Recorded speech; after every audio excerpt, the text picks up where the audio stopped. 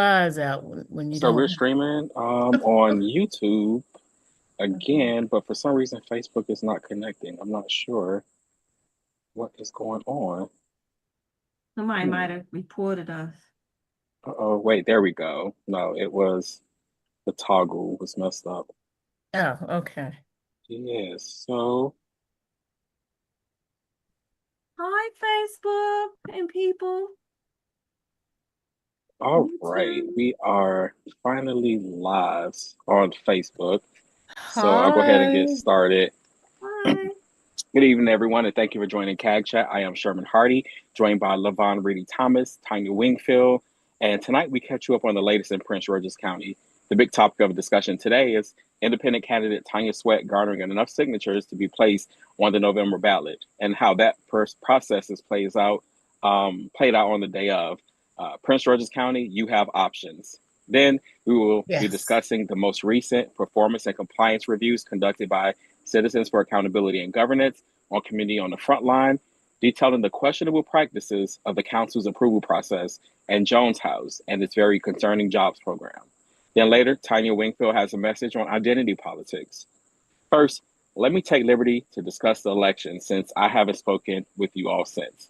As you all know, I was not successful in my bid to run for county council. The math just wasn't mathing. I congratulate and wish Tamara Davis Brown nothing but the best. My concern for you all tonight is more than just one race. My concern is the undeniable proof that although county residents include some of the most educated individuals, we will remain intellectually stunted when it comes to government and civics. This is my third time running, and the amount of individuals I have encountered arriving to the polls with little to no knowledge of what race it is, what district they live in, and who to vote for, and what elected body has the authority to resolve their issues. People complain constantly about not wanting to be contacted by phone, text, door knocking, or fax messaging. Not certain how we are supposed to reach you, especially when a fraction of the public never shows up to any of the events. Then we had candidates who also did not know what the position they ran for entailed. Many had little understanding of their statutes of limitations, but I digress. Needless to say, I have rethought this whole running for office thing. It was certainly an experience. But enough about me. Let's talk about Tonya Sweat. Yay. Yeah, let's talk about Let's talk about congratulations, time. Sherman, Yes. though. Let's just Thank say that, you. we appreciate who you are, what you do, sometimes how you do it and how you are. You're not the easiest person all the time. I know. But we know that your commitment is Consistent and committed. genuine Mm-hmm. and your dedication is beyond anybody's level of action that I've ever seen. Mm. Yeah. So whatever you do going forward, we got your back. And Mm-hmm. Oh, I'm building up CAX next. That's what I'm that's focused on. fine. Whatever, Yeah. we in Yeah. it together. The point is we in it together. And Exactly. yes, congratulations to Tamara. I'm a District 9 resident. I know she has a Republican opponent. She says she's not taking anything for granted. So we Yeah, Oh, it Jesse was actually a very good candidate, some of the ideas and that he had and also the way he was able to articulate it. So never sleep okay, so that's so on the true. race. we'll do what we gotta do. And so yep. On to Tonya Sweat. Yeah. Can I Yes. say Yes. something right quick, y'all? Oh, hey, Yeah, Derek. Derek. Hey, I wasn't slated to be on tonight because I got to take my baby down to the good North Carolina A&T to see if I can carry on the the the history of my family. But anyway, I just wanted to come in and say hello to everybody. And I told Tanya my woes, and I won't get into the subject about transportation for the opening of the school year. But I promise, if CAG would like me to, next time we come on, I'll go in deep for the community and the parents to explain what Yeah, it's because school about is to happen. coming back, so that Yeah. would be good for the next episode. We'd All right. love to So have you do that. I'll shut up from there, and I just wanted to say hi to you guys. I miss you. I love you guys, and yes, Sherman, Levon, Tonya, we do great work. Oh, yes, yes, Thank yes. you. And I just want to say congratulations to Sherman myself, because I tell you, Yeah. Sherman ran his campaign, and didn't miss a beat in keeping the public updated. So, Yeah, everyone that's should be what some people said was grateful. my downfall, that I was too busy serving the public and not operating on my campaign. So we'll see how, Well, you know still what? That evaluating that that. shows the misconception of what what you're supposed to do in elected office. That just shows the disconnect our voters have, because you're supposed to serve the people. Mhm. But Right. that's another story. Yeah, Okay, so again, Tonya Tonya Sweat. Sweat has made it on the ballot. She recently submitted her certificates, not certificates, Petition. the petition to the Board of Election, and there was a bit of a mix happened there. Levon, do you have a pretty good understanding? Because I know you had been with that camp throughout some of the process of it. Can you take it from here? So my understanding, Tonya Sweat went on Monday morning with her team. She calls them the Warriors now, The Sweat to Warriors. deliver the petitions. Um, she has a three-part video that's talking about this whole petition drive experience. So you can go to her Facebook page, and find it. And she's on all social media. So Tonya Sweat, you can find her. But my understanding is that in June, she requested of the director of the Board of Elections how the number of petitions would be derived. The election And administrator or the director? yeah, whoever she is, Yeah, Wendy Honest Wendy Bay, Wendy Honesty B is the elections honestly. administrator. Yeah. Yeah. Hmm. And so she did not respond immediately. And when she did not give Tonya a specific number. She made a reference to, and what Tonya found was and I won't say a discrepancy, Discrepancy. but a different language between the Maryland code on what they said inactive Prerequisites. voters, and Right. then there were ineligible voters. So there's a difference between ineligible and inactive. And so there's no definition or verbiage or anything like that. So Tonya went with one understanding, and when on Monday she was there at 10 at whatever time, and at 11:30 she got an email telling her she was short by 200 some odd, almost 200 Hmm. signatures. Wow. So her team went out into the streets of Prince George's County, Yeah, they did. phone calls, text messages, all the things, and they collected more than what was the new number of signatures. Now it still has to go through review to make sure all of the signatures are valid. I have on good accord that all the signatures were reviewed. Every page was reviewed. Then there was some discrepancies about how it was supposed to be presented. So they got it all done. So now August they have 20 days to certify her petitions. So that's like August 24th or something like that. And so in the meantime, in the tween time, we're still asking people to follow her. You can give donations. Her campaign is alive and well. So whatever we can all do, if you are not pleased with the outcome of this current administration or the actions of the current administration, you will have a choice. We hope you will have a choice in November. You have a choice Hey, and you have a chance. this is one of the things I didn't understand about that. Because for them just to say 1%, 1% of what? What is it? What It's is it? of eligible voters. Yeah, Right, but what Like, is that number? right. oh That's the well, you go thing. off the January count No, as no, provided but by the. I understand what you're saying. I'm just saying when the news asked them to, because Tanya said she's trying to figure out how they came up with that number. Right. They won't tell her how they Right. got the number. Exactly. So Well, what Mhm. is the number? well, how they got the number, how it's supposed to go is 1% of the voters, right? And that's by the date of January of that election year. I No, no, understand no. that. You understand it, but the public don't. So No, no, we but have to remember, Tanya. You have I to remember. understand, Sherman, but You under. you're not answering the question the way you're What not can you answering let it. me get to it? Okay, go ahead, but you're not answering it the way I was. I was gonna finish doing that, but you go ahead. So again, for the just explaining to the people out there how you were supposed to get the number is by the January of the election year. You take 1% of the voters, and the number is on the county's website. Once you go and look at because they're usually done monthly, and I briefly spoke about this last time, or at least on CAG, but there hasn't been a count since then. But so they take that number as 1% of it. It's supposed to be like 62,000, some odd numbers. Now, I know you're going to go a step further than what I'm saying, but I just wanted people to know how it typically is, derived. The new number that they got was totally different than the number that was on the January 1st enrollment roster. So that's where Tanya's going to pick up at. Exactly.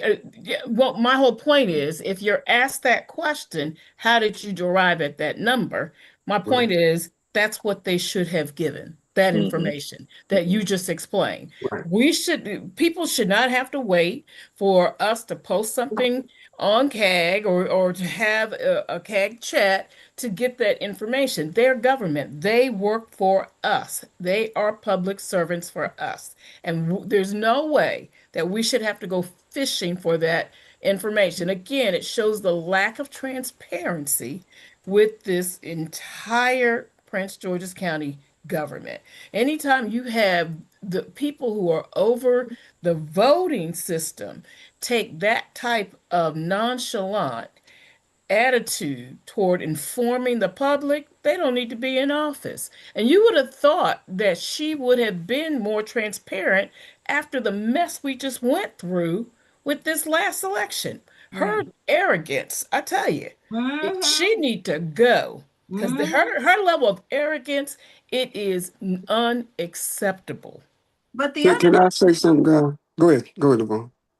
I was just gonna say the other issue is they know that the language is inconsistent between the state code and what Prince George's County told Tanya. So they owe an explanation, and Tanya still has not received that. And why would you wait until the last day that she could turn in her petitions to then tell her, oh, by the way, the number is not what you had? When she asked for a number, she referenced, because Tanya shows the email in her first video. She Hmm. never get, and even Tanya said the way she asked the question left it open for Ms. Wendy's response. She could have answered it in a couple of different ways. She chose to be evasive. There also isn't anything that spells out that an inactive voter doesn't mean a disqualified or ineligible voter. So they were counting and including felons who cannot vote and people who have relocated but maybe didn't change their voter registration, but they have a change of address. And so it's just like so unacceptable. And then one more thing, Derek, I'm gonna let you talk. So Oh, go for it. Go for it. last week the senators hosted a conversation, a virtual meeting with her and the board of election members, and she couldn't answer basic questions like how much does it cost to run the early voting in a day? What's the daily cost of early Right, voting? Even if you have an average, you did the budget for it. You right. know what your annual budget is. So she was even one of the senators, I don't want to misname who said it because people were kind of overlapping in comments, but even they criticized her and said, you had time, you heard the outcry. How you deliver this kind of reporting? Evasive. Go ahead, Derek.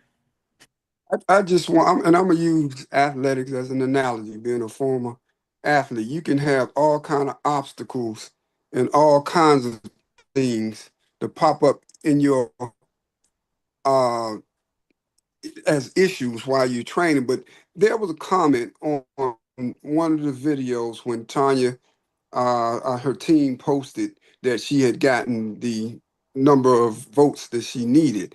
A gentleman, and I can't remember his name, made a statement about if she can't even get enough votes to be able to be signed in to compete for the job, how's she going to get enough votes to be uh, county executive? Well, I want to put a different spin on that.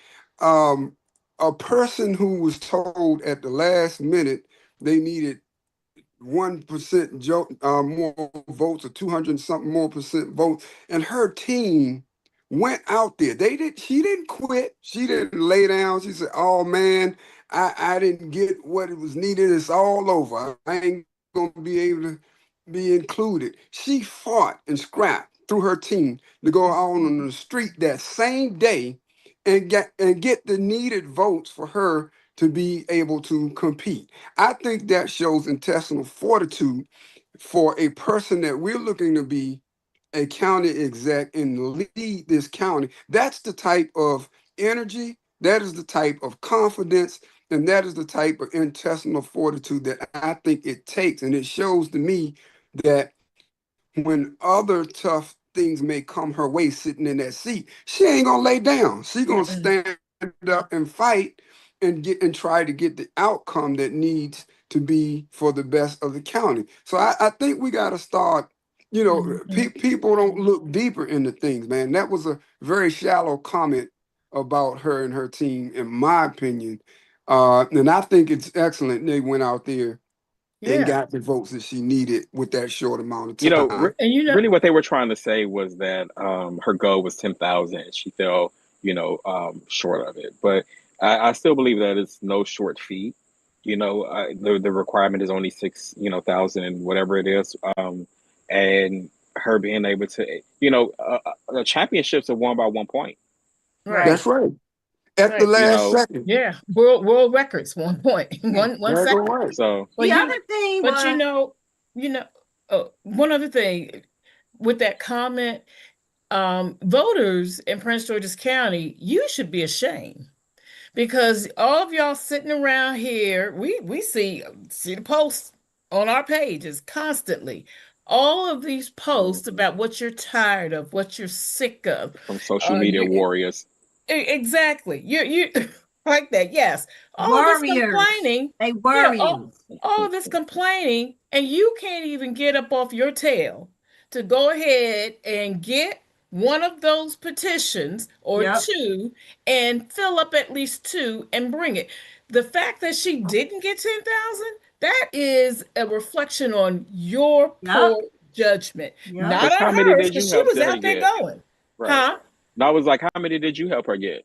Exactly. Right. It shows her dedication to a better Absolutely. Prince George's County. And what it shows on you Absolutely. is that you just want to sit up, eat popcorn, and complain. Right. Because she put together several opportunities for people to come out and sign. They were at Mhm. events, and I want to shout out that crew. They know who they are. That Yes. core group of women.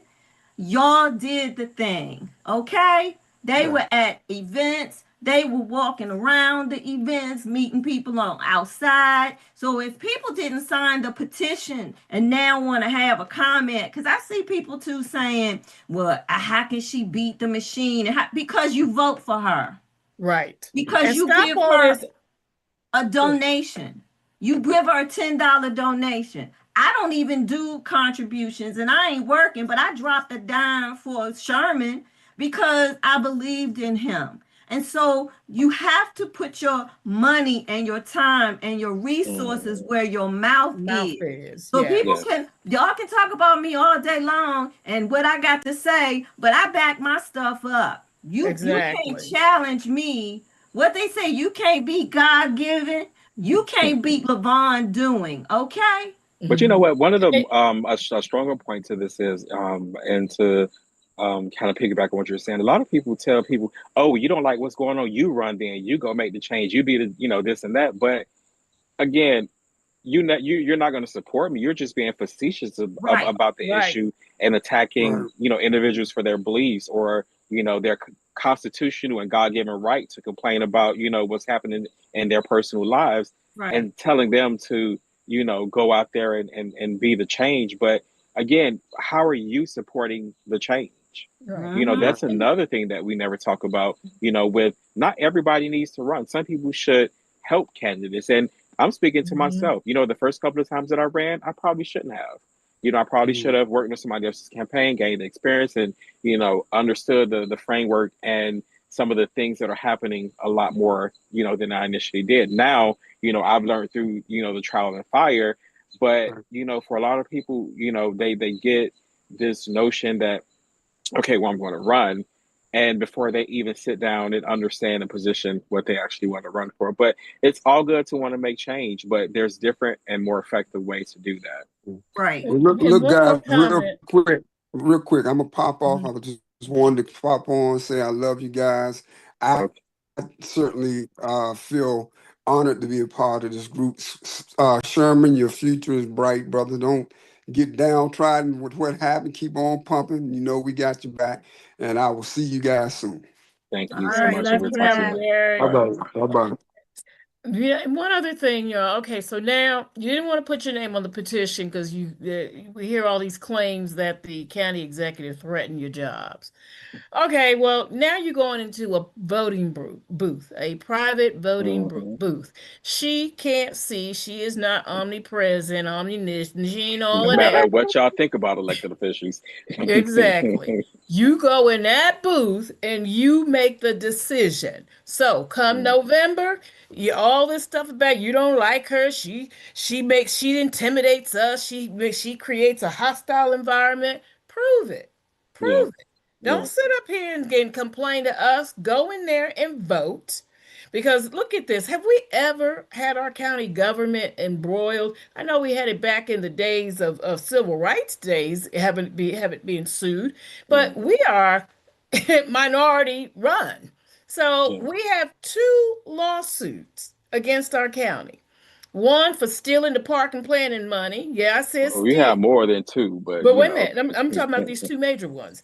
These two that are involving our county executive sitting by watching illegal things being done when she is supposed to be imposing checks and balances.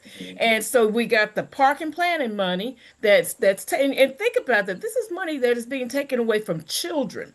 Y'all keep talking about y'all want senior. They got senior programs through park and planning. Y'all talking about y'all want to do all this stuff for seniors. Well, it's got to be more than your grass cut. So that money being stolen, and now we got Daryl Barnes suing because of the same type of behavior that was done when they forced out Millard House out of his position, threatening people and telling them they better resign. Well, see, we don't need a county executive that doesn't, especially one that's an attorney, that doesn't understand the importance of checks and balances. So I don't Mhm. want to hear none of that in November about what y'all are tired of, what y'all afraid of. You going into your own private voting booth. It's time for change. Yeah, and you know what? I just want to say to people, we have to start realizing that voting should be personal. You shouldn't be Mhm. asking other people who to vote for your best interests. Because Mhm. Tanya, I love you, Levon, I love you, Donna, but y'all issues aren't my issues. And I have to make sure that I'm voting for me. And if it so happens Exactly. to align together, then hey, that's all the better. Exactly. But this is something between you and your livelihood, your Mhm. personhood, and you need to start making sure that at every level you try to figure out who are these people. That's why I always walk into something. I'm like, who are these people and what are they doing, and how is this going to help me? And you have to Mhm. be selfish Exactly. when it comes to your vote. You should be selfish when it comes to your vote. And if you don't be selfish, go look up your next tax bill, your tax bill that's coming out. Go look that up. All you folks that wanted free grass cutting and diapers and crabs and foot pampering and all this other crazy stuff that you wanted. See how much it's now costing you with your taxes. Yep. And Well, oh, and look at your tax bill where they're trying to be funny now, trying to get you to pay your taxes off by August instead of December. Instead of December, telling you if you pay your taxes in August, look at your tax bill because they need money. And why do they need Mhm. money? Because the judge don't put a stop to that heist that they were getting ready to do from park and planning. So they Mhm. need money to do something because And that's a there's still people who haven't been paid from the snow. oh yeah, a lot of people. But that is a very good segue for our next discussion. Now on to our next major discussion. The two independent reviews conducted by Citizens for Accountability and Governance. One examined Prince George's County stewardship of public funds associated with community on the front line. The other examined Maryland National Capital Parking Planning Commission project charge agreements totaling $2 million awarded to Jones House. These are different organizations, different programs, and different sets of facts. Put together, they reveal a much larger problem. Prince George's County has lost most of its guardrails. Too often, public money is being awarded based on relationships, political priorities, sympathetic missions, and the promise of visible community programming. We hear the words youth, seniors, mental health, wellness, equity, and community engagement, and suddenly we feel all bubbly inside, and the normal questions are treated as hostile. Community on the Front Line is a nonprofit organization created by Jana Parker. Many of you who are active in the community know who she is. The Banner recently published a piece accrediting her to being the godmother of Councilwoman Crystal Oriada's child, a previously co-founded PG Changemakers, an organization created before Chair Oriada became a councilwoman. Jones House is closely tied to Councilman Ed Burrows. As you recently recall, I broke the story on the usage of public funds for him to go to a trip to Puerto Rico with his nonprofit. But the bigger story is not just about the two nonprofits. It's about a system in Prince George's County that keeps handing out money without consistently providing that the public receive what it paid for. We constantly hear that nonprofits are stepping in when government has fallen short. They are supposed to provide the youth programs, workforce development, mental health services, community outreach, and other resources residents are missing. And some organizations do valuable work. But we also have nonprofits that appear to survive largely on government funding. Promises to do everything for everybody, and then provide limited evidence of measurable performance. They receive one grant, then another contract, while the county fails to seriously examine whether services overlap, whether results were achieved, and whether taxpayers simply funding or whether taxpayers are simply funding activities instead of impact. That is the cycle we need to talk about tonight. Let's begin with community on the front line. CAC's review found that the county's funding process appeared backwards. In most instances, really, funding amounts were being discussed before the application and due diligence process was completed. Think about that. Normally, an organization applies and the county evaluates its finances and capacity, and then decisions are actually made. But when the money appears to be decided first and the paperwork comes afterwards, the Mm. application process becomes little more than a formality. We also found that the county relied heavily on the financial strength of Community on the Front Line's fiscal sponsor in California, rather than requiring clear project level financial information showing Community on the Front Line's own capacity to do what they're doing.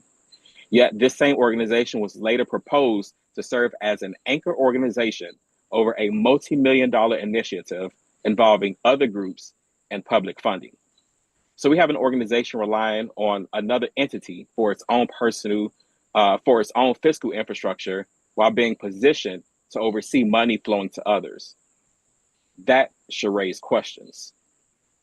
There were also multiple funding awards and proposed awards involving similar community and wellness services, but the county could not demonstrate that it had performed a meaningful overlap analysis. We don't know if they're being paid for one grant or the other.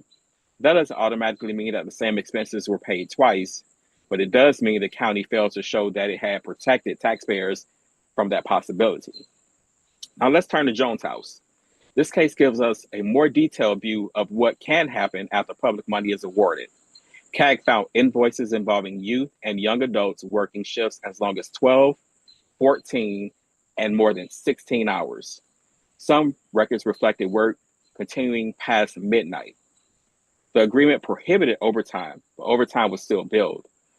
14 of the 18 job titles reviewed appeared outside of the park's recreation, conservation, and community service purposes that taxpayers were told they were funding.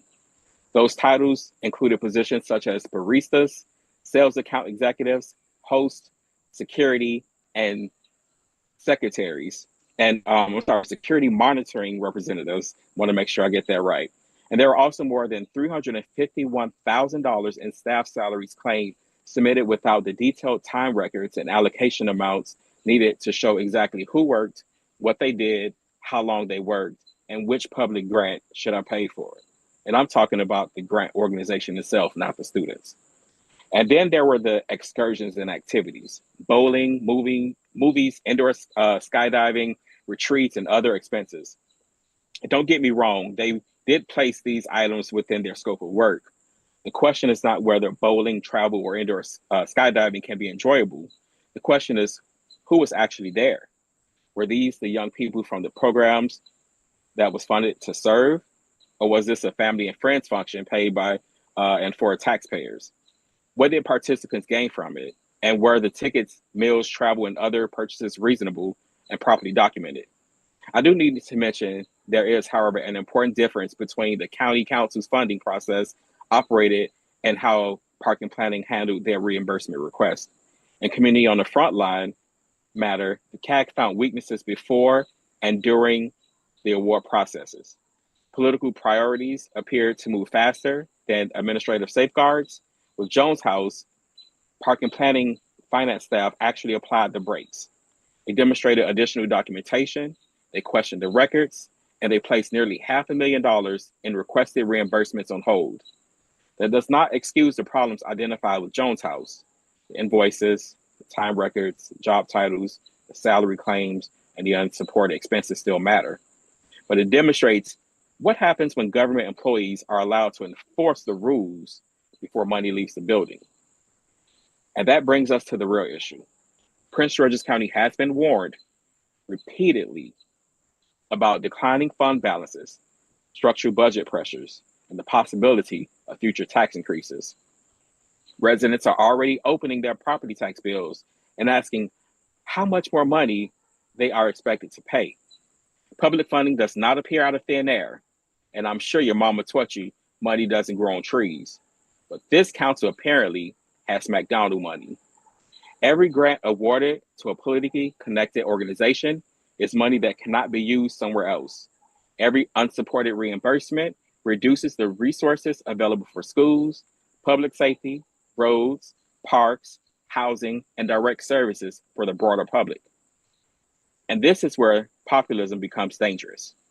Officials announce programs using the language of community, equity, children, seniors, wellness, and opportunity.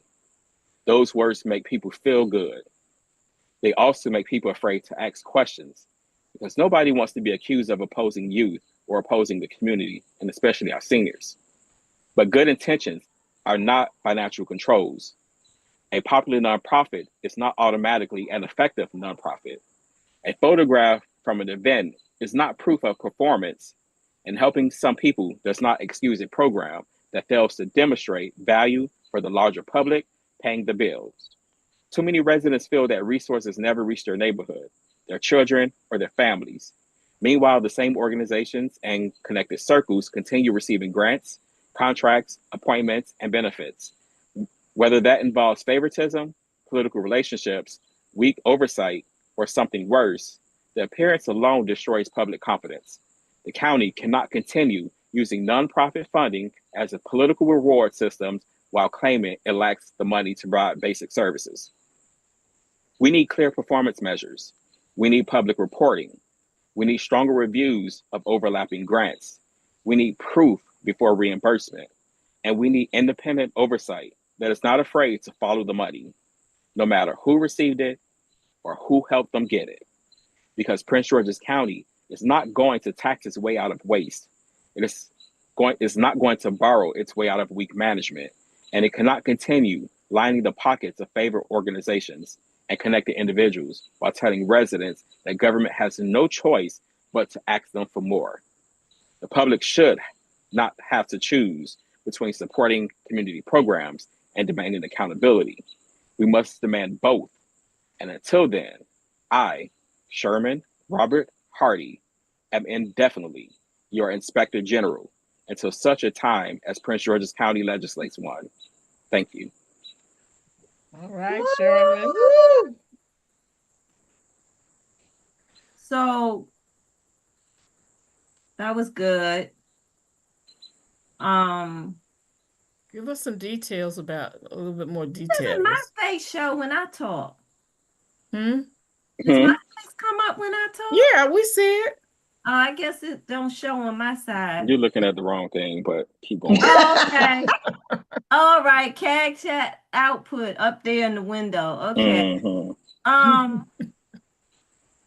I think for me, having come into the county government with the Baker administration following the years of complaints from the nonprofit sector about how nonprofits were funded without any process, without any review of their standing, without any proof of their successful delivery of services.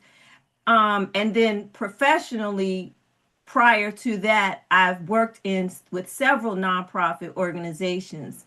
And for me, one of the things that really disturbs me is that these two organizations are novices. They're not even established. They may be popular because of who they're attached to, Right. but they're not popular because they have a record of service.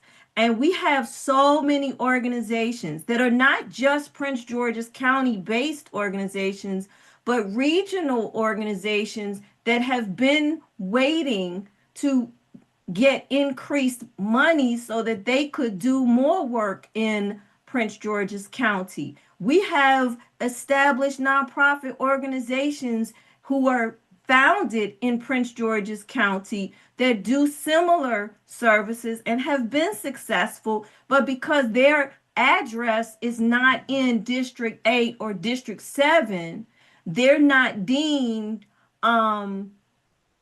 appropriate to get this money. And the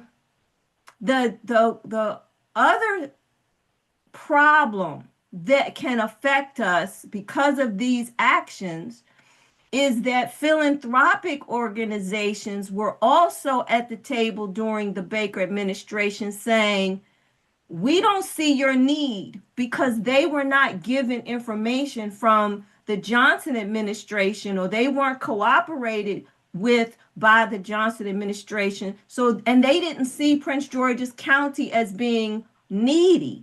And so what we had to do with the Baker administration was work to show our nonprofit organizations as being responsive, responsible, and their outcomes, right? And so we built a great relationship that increased the monies that were being given to PGCPS through the foundation, because we needed to start offsetting expenses that were being made by county agencies, right?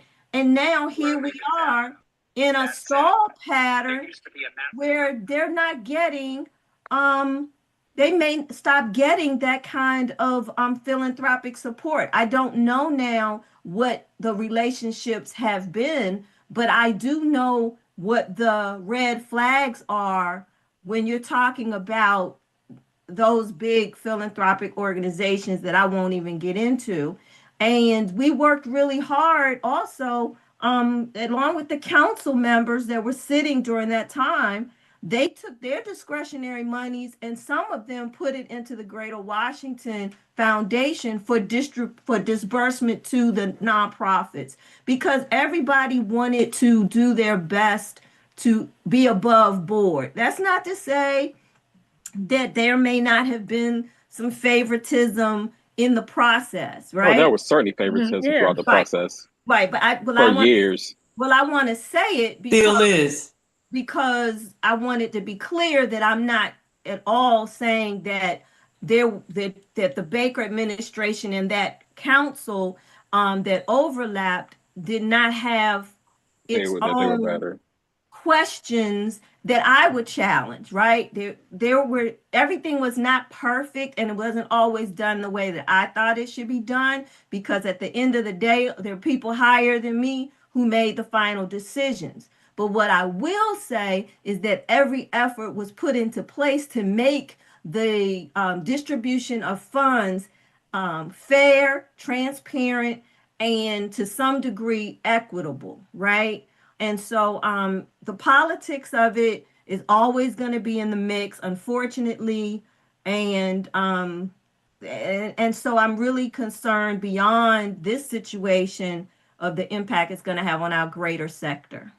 Yeah, Well, well, not only to be quite that, honest with you, the council needs to revamp that system altogether.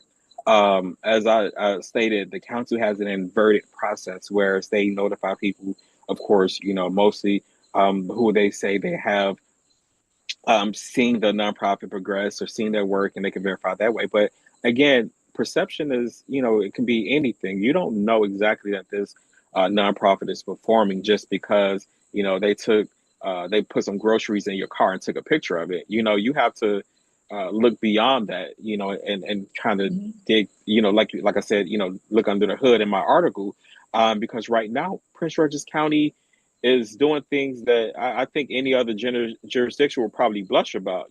Having a slush fund that they're giving to pretty much Family and themselves and enriching friends. themselves. Yeah, I mean, Yeah, the councilman used county funds to take himself, his chief of staff, and some other people all from the county council to Puerto Rico with him.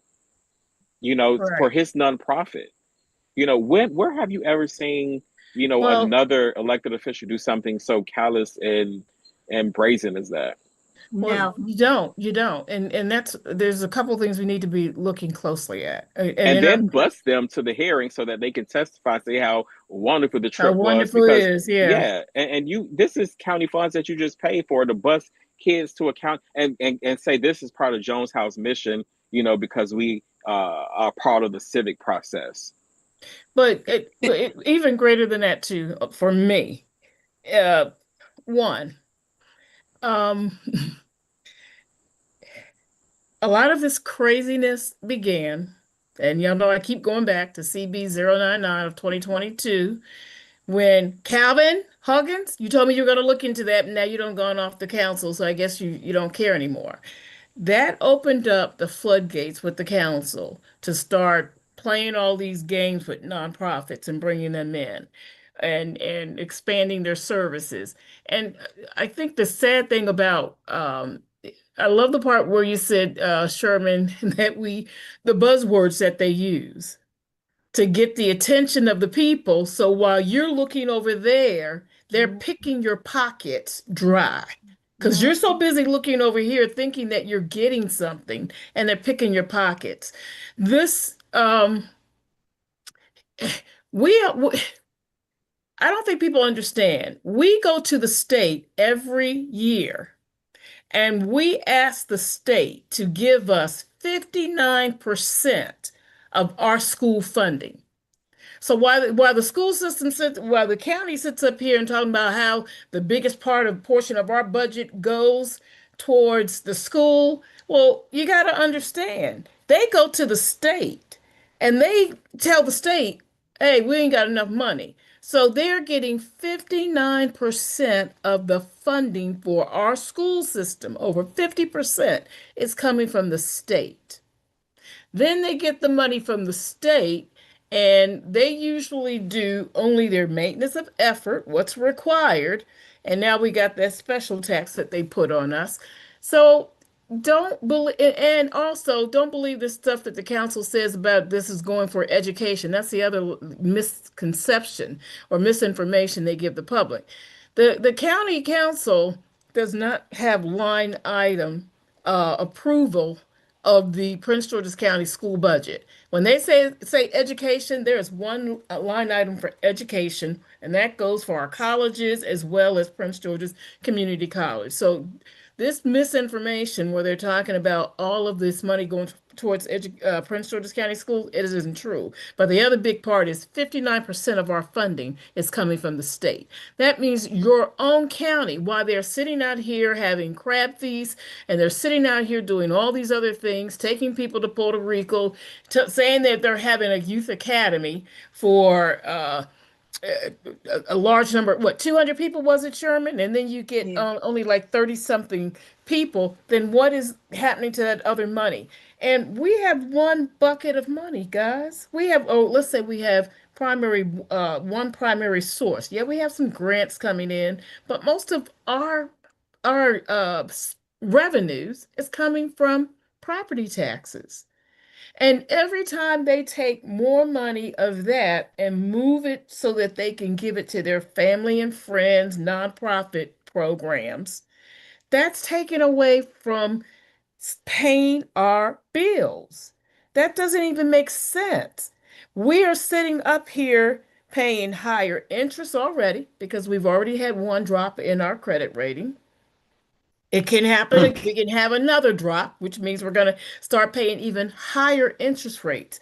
Y'all have got to start looking at the total picture and stop looking at the gold carrot that they're dangling in front of you to keep you looking this way while they are picking our pockets. Okay, so And Tanya, really quick, I want to clarify something. With parking planning, the money is reimbursed.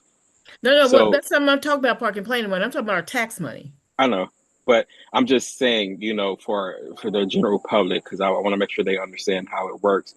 Parking planning reimburses But wait funds a for minute, Sherman, something I that don't they want to are get into that yet. I don't want to get into that because I'm okay. talking about tax money. I'm talking strictly about our tax Well, that revenue, is our tax revenue. revenue, but I Huh? get what you're saying. I said that is tax revenue, but I get what you're It saying. is, but that's a And tax revenue that overall, goes to the state for a specific purpose. I'm talking about what goes to our general fund. That's what I'm talking about. That is the money that is hurting us. Why, when you open up your tax bill now, it is just crazy that we are paying the additional taxes for our property taxes. We have an increase of our That we have to pay for. that we have to pay for park and planning. That has increased. And when you look at your tax bill, because I set my tax bill up and I look at every other tax that we pay, our state tax, our sewage, the WSSC, and you look at the increases that have happened over the year, it's pennies on a dollar. Where ours, we're talking about $300 between years and $200 between years. And it has grown increasingly since 2022. Ridiculous. But if you look at it since 2022, the increase. And what is the common denominator?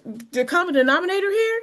This progressive Maryland program that they have been running through the county, oh, running so through we're the going into the next nonprofits. segment already. Oh, okay. Let me stop. Let me stop because I want to cross into that segment. But y'all have got to start looking at things in its totality and not just what am I getting from it? Because I'm a senior citizen. Y'all are now messing with my retirement. I wasn't planning on my taxes Tanya, going up $2,000 in what, Sherman?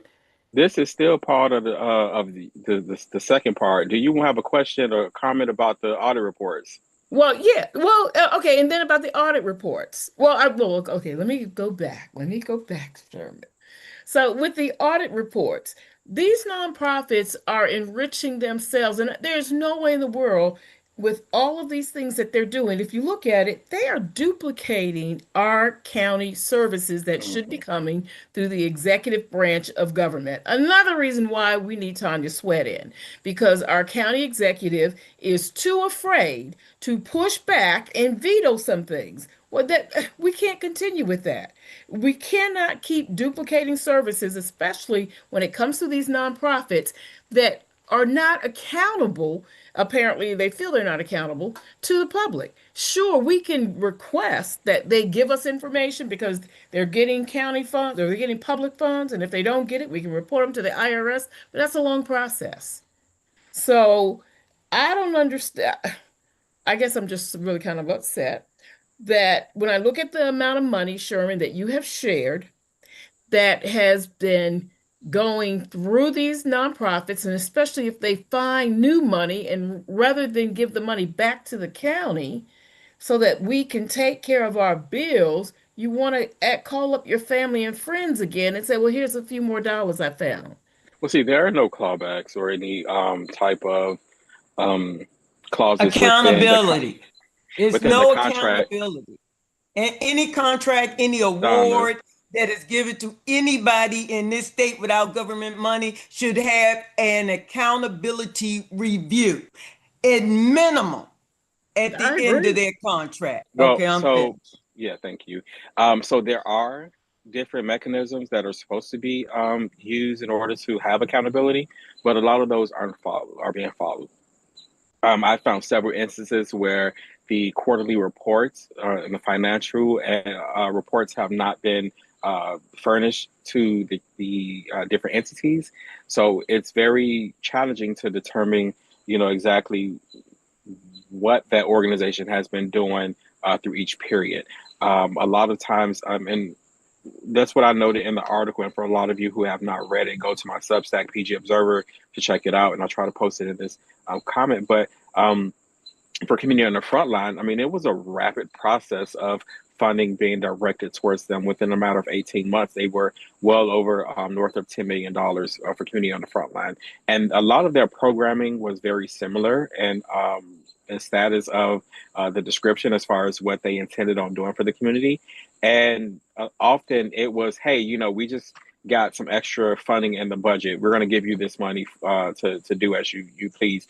And I noted in the audit for community on the front line also that for parking planning, the contract allowed them again to be able to redistribute the funding without having to go back before the council. And typically, if it's over 10%, then you have to go back to the council and say, hey, we need to transfer this money to this line item, or, this is out of scope, but this is what we're going to be doing with this money. And none of that took place. Right now they are alleging that, they are going to allegedly be a pass-through as they are a pass-through organization, have one themselves. So that's quite frustrating.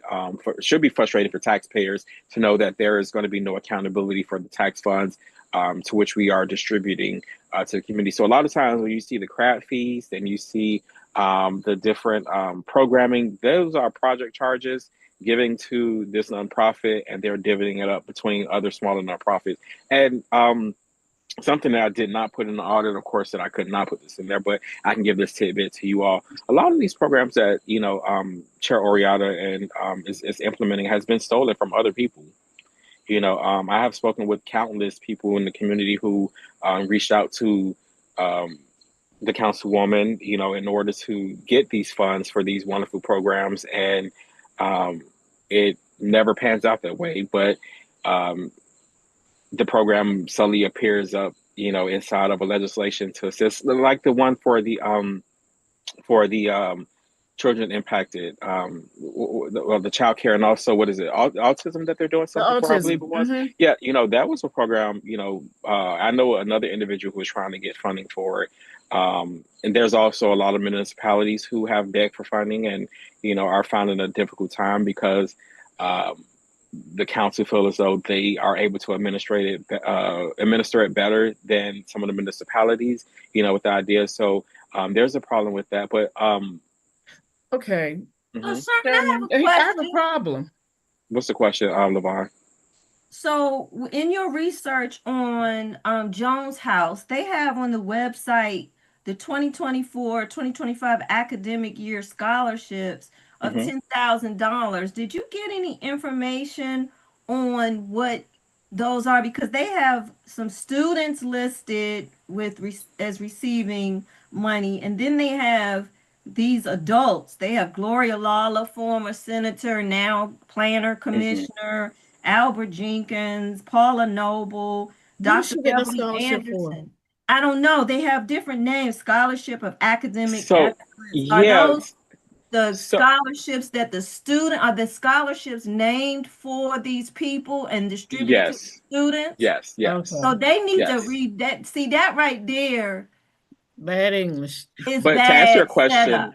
No, I did not receive any information on the scholarship program. Perhaps Okay. that is a different program that's being ran, even though by Joan House or whomever, I asked or requested information pertaining to the jobs program and the Student Leadership Academy. So, since we've been on their behind, they have been, separating and, renaming and reorganizing and sending funds from Right. different means. But Tanya, to your point, And but before you yeah, jump into your thing, I here's want to go, hold on a second. I just want well, to talk about the funding portion of it, because this is another thing that my audit was unable to determine exactly from which funding sources are they pulling or they're paying for their expenses.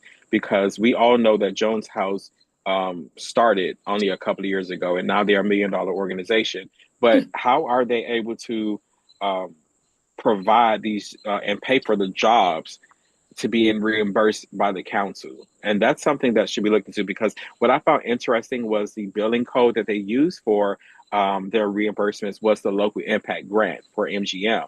So I am hoping, because I did send both reports off to a litany of oversight professionals, but I'm hoping that they will determine if some funds were commingled, because essentially, again, you can't be using the MGM funds to pay for the Student Leadership Academy and then double dipping and getting reimbursed for it. So that's something I'm curious to Woo! see. Ah, wow. ah. Well, you know what? I'm sorry, because all of this could be avoided if the county executive respected what the branches of government are supposed to do. Programming goes through the executive branch of the government, and this is all programming. I understand that historically the council used to had money that they would give to some nonprofits to help with their mission. I understand Mhm. that. That's different. This is actually creating programs. Right. This council is creating programs Hmm. and then funding them, Right. and then we're creating the funding for them and then going out and picking the provider. Right. What, how does And that then not make providing no sense? oversight, Right. when Exactly. at that How does process. well, remember, their job is to look at the programs that are helping the county to say whether they're working. So they've become the developer of the program, the funder of the program, the selector of who will render the services for the program, and then the overseer of the program. Right. Citizens, what kind of sense does that make? Right. It makes no sense. And Right. this, to me, falls at the feet of the county executive and the lack of her understanding, which is a shame because that is taught in law school, that you are not doing your job to enforce the checks and balances. And there's There's really no no degree of reason for not separation for within a lot this. of these organizations. They are just right now. If Burroughs and Oriana left the council, they can step right into these $1 million organizations and do as they Exactly. please. I mean, they'll Yeah. probably have another government job, but that's what I am. I'm looking at, to be honest And with the you. I'm like, county, I'm okay. sorry, let me go back to the county executive is allowing this. People, you are allowing this because you are not understanding the importance of a functional government, a government that has the checks and balances in place. These people are judge and jury for everything going on in this county. And you're Mhm. So that talking about if you sit down and you speak to most of them, they have no experience in mm-mm, business, no mm-mm. experience in government, other than you have elected them to that office. They have Right. no prior experience, And and so and the it shows. right. Go And ahead. the thing about it is there are two things that concern me also. They are bypassing the procurement process. There's no call for RFPs. There's no background checks to make sure I'm assuming because we don't have a checks and balances in place, right? And so I'm looking at Jones House and their partners, and there's this popular lawn care service that they have buddied up with, and that's who does their things. But where does the line of liability? Where does the line of liability fall when we're funding all of the services that they Right. have? If something happens, they can come back to the Who's county and be liable? like, you paid for that, you Yeah. did that. And Yeah. so Exactly. that's one of my concerns. And then the other thing is that they are sidestepping the work of the agencies, Right. implementing a senior call center instead of letting people go through 311.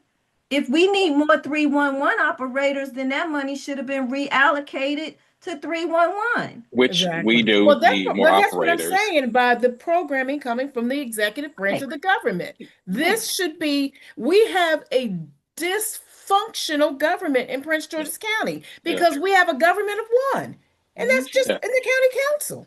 And when you talk about liability, Levon, I want to touch on another point that I made when I wrote the audit and also the article about the jobs program. They did the background checks for, at least from what I was able to see that was released to me, it only had 6 individuals, and it was all the board members for Jones House.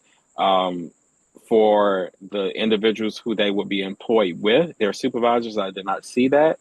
And the law states that they're supposed to have the background investigation done for all persons coming into contact with those minors. Exactly. So that is something that labor should be looking at. So and liability, granted, there were different age groups. I was unable to determine who was who and what age, but I would be concerned with my child going somewhere where they haven't done a full background check. So that's something that I'm hoping oversight professionals will look at, and I hope that's something that they have thought.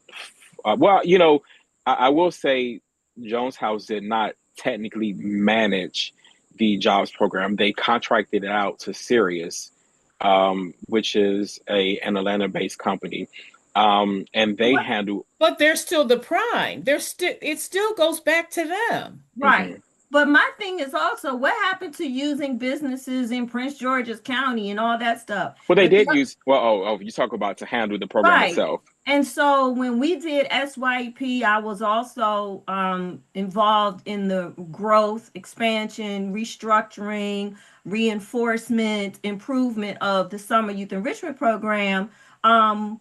We had an opportunity for private because we knew we didn't have enough opportunities within the government. So we offered hiring opportunities to the private sector. There were some businesses that said outright, my staff is not at capacity where I can take on a youth. I don't have the resources to make sure background checks and all those things, but we set up a fund that they were able to sponsor a young person's paycheck, right?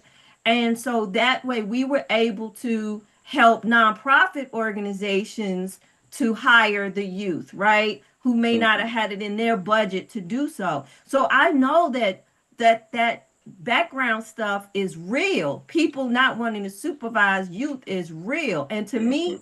a a youth employment program is not setting up a passport program where kids run around the county going to different activities. Exactly. That's what the previous administration did. And to me, that was just waste of money. You can't say you hired 6,000 kids or 16,000 kids because I think we did 6,000. Mhm. 6,000? I can't remember. But anyway, it was no, we did 3,000. I think she doubled it to 6,000 and then they wanted more. That's just disingenuous. That's just Yeah. not being honest, right? It's Right. just giving the kids something to do, which is okay, but it shouldn't be done necessarily through the office of the county executive. That's one of those things that should have been done in partnership with Yeah. park and planning. But So speaking of that, but let me talk about Can I the way can the I add one jobs more are thing supposed to about be. liability? Let me Go just ahead. add one more thing about the liability because I know we're dealing on kids, but and y'all know when I think about liability, I'm thinking about the entire program. What type of insurance are they requiring of these people? What if one of these the parents that they bring as the chaperone? I mean, every Mhm. program that they sit up here and announce, the one thing they never let us know is how they have protected the taxpayers. They just want to get up and smile and talk about how great the program is, Mm. but we don't know what happens if somebody is on one of these trips, get hit by a stray bullet, the bus driver goes over a cliff or whatever. Who is responsible? They're just focusing on one thing, and that is plastering their name. And that's the other thing that I just want to say. It's like they're using our tax dollars to as they're branding their Mhm. names in every way possible in this county. Yeah, yeah. We're So some paying of for their marketing. Yeah. So some of the contractually approved job titles, and I want to go back to this so everybody can understand the problem was recreation program aides, recreation assistants, landscaping roles, beautification roles, administrative staff, which includes and well, not includes, which was strictly limited to placements within municipal and public parks, Sherman, can I recreation ask you, departments. these are the jobs that they were creating through these? This was the jobs that they were approved and eligible, the youth were eligible to be employed in. It was Okay. recreation because Ah. again, these are project charges and this is a specific usage for those funds. So it has to still, fall within that scope. So it was used for parks, recreations, used for landscape and beautification, and conservation means administrative support staff. They would still be able to do that stuff and custodial staff. So the problem with that is it was baristas and sales accountants and hosts and stuff like that. And now the government is supplanting salaries for a commercial venture. You get what I'm saying? And these are your tax dollars that are supposed to be grants. So they're getting free services to boost That's up and prop up their co-mingling. businesses. Now, would that fall into co-mingling with their money? I am not an Oh, it's attorney, called so I criminal don't know. It behavior. sounds like co-mingling to me. Now, can I say something real Of quick? course, yes. When I had my assisted living facility, one of the things I wanted to do is to have youth involved in my program to see if this is something they wanted to do.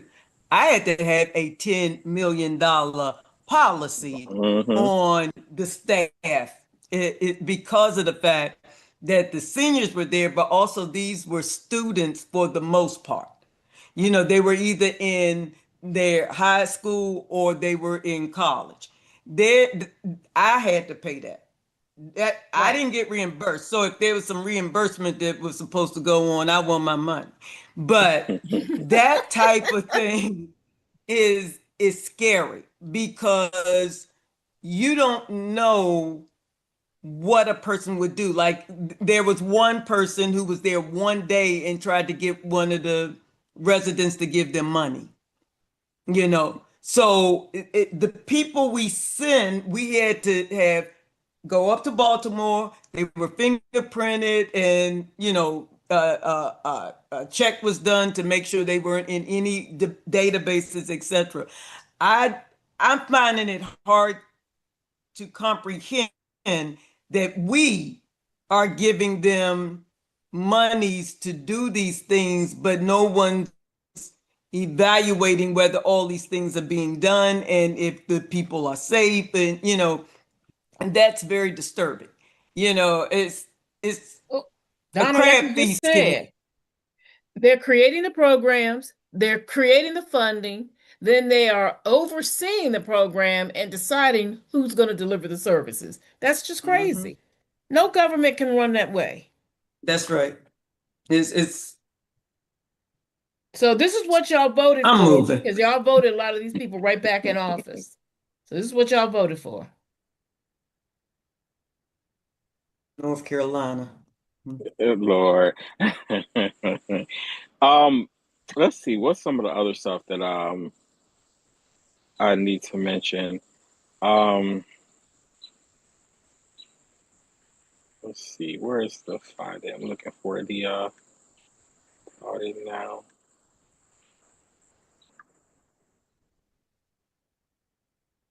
I do want to talk about the salaries of this nonprofit for the simple fact of when I looked at the description for the jobs program and um also for the Student Leadership Academy.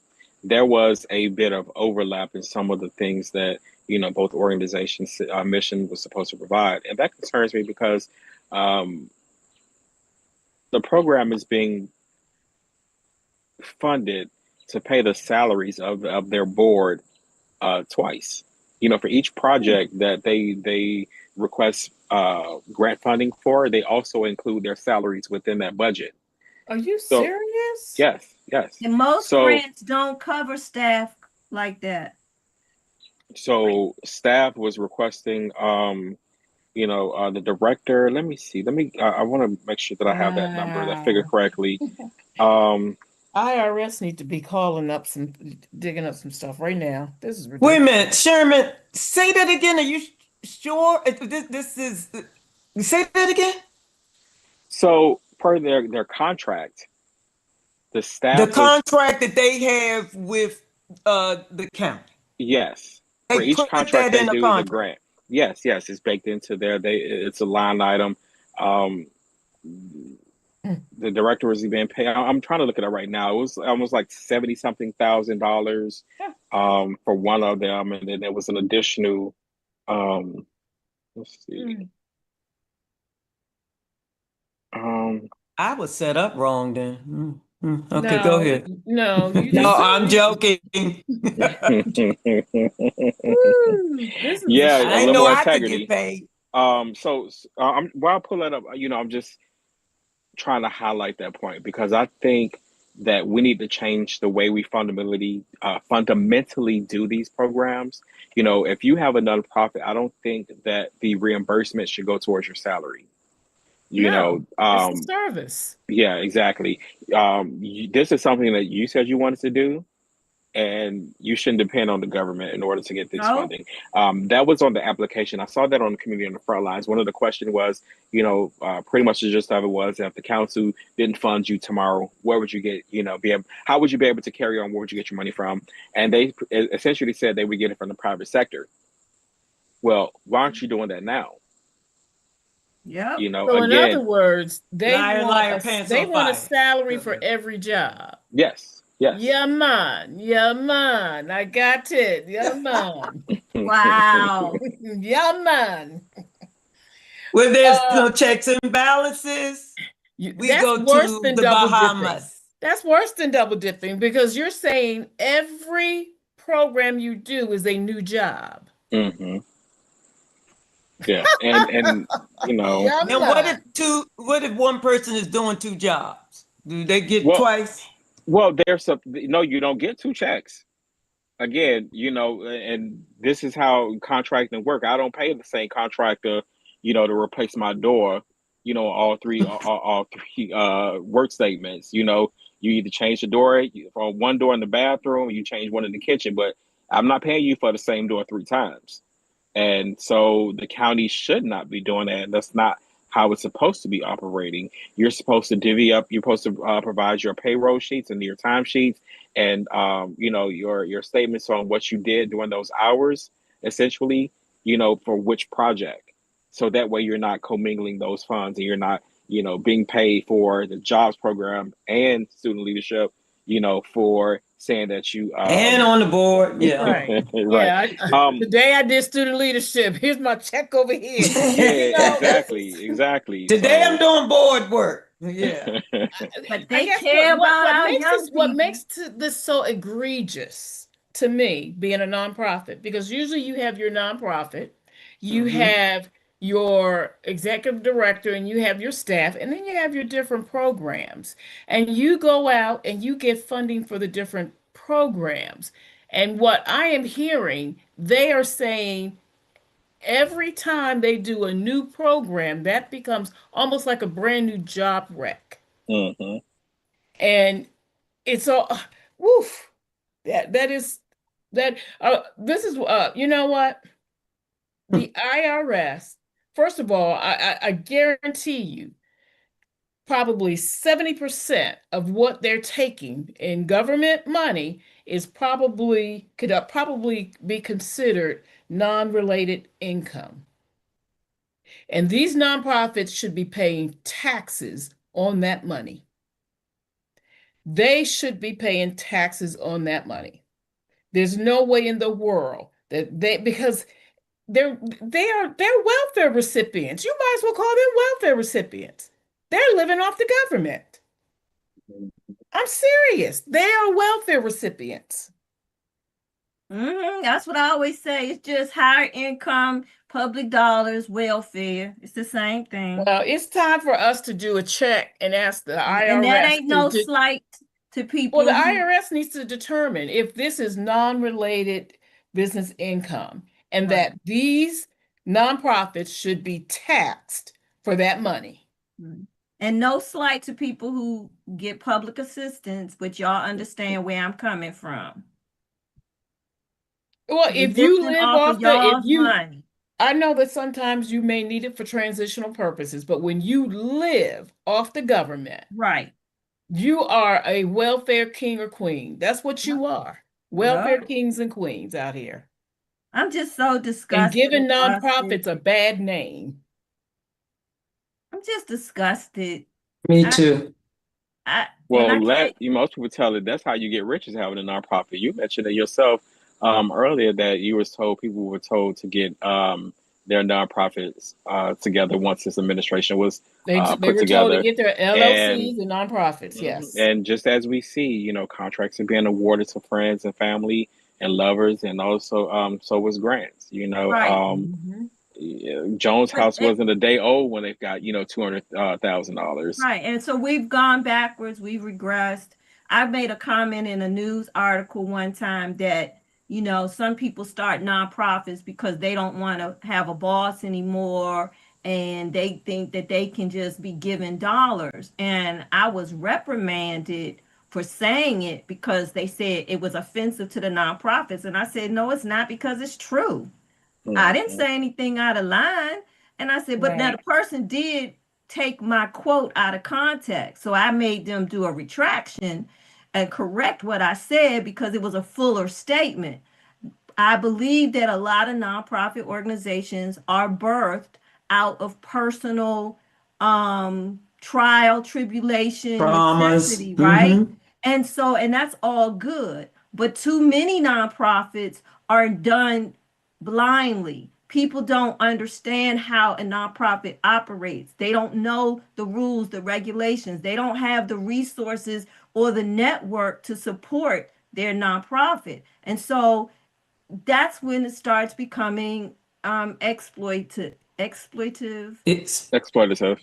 Yeah, that's when that was starts. the whole purpose, though, Levon. Like I Well, said, I know that's their intention. Yeah, They were deliberate. these nonprofits started that have been developed started since 2022 on up to now. It has been to strictly use nonprofits as to subsidiaries get money. for elected officials. That's makes all it it is. even which makes me wonder even more what the criminal charges would be for that. If they can prove, if it's proven that they set out to create these organizations in order to I don't know why I can't talk. Filter money Or from funnel. the government. That's a federal offense right there. Yeah. But who do we go to in the state to get them to start the process of investigating? You gotta go to the IRS. Because these are nonprofits. You gotta go to the IRS and we gotta report them for their incomes. But you gotta remember, Progressive Maryland, starting in 2022, when Edward Burrows got on the council, they went from revenues of about $400,000 to I think it was like 2.2 or $2.3 billion in one fiscal year.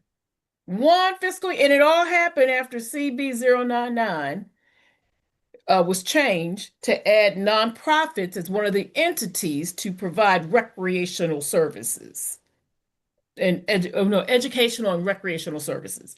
So it's not like they're smart about what they do. They're so open and blatant about it.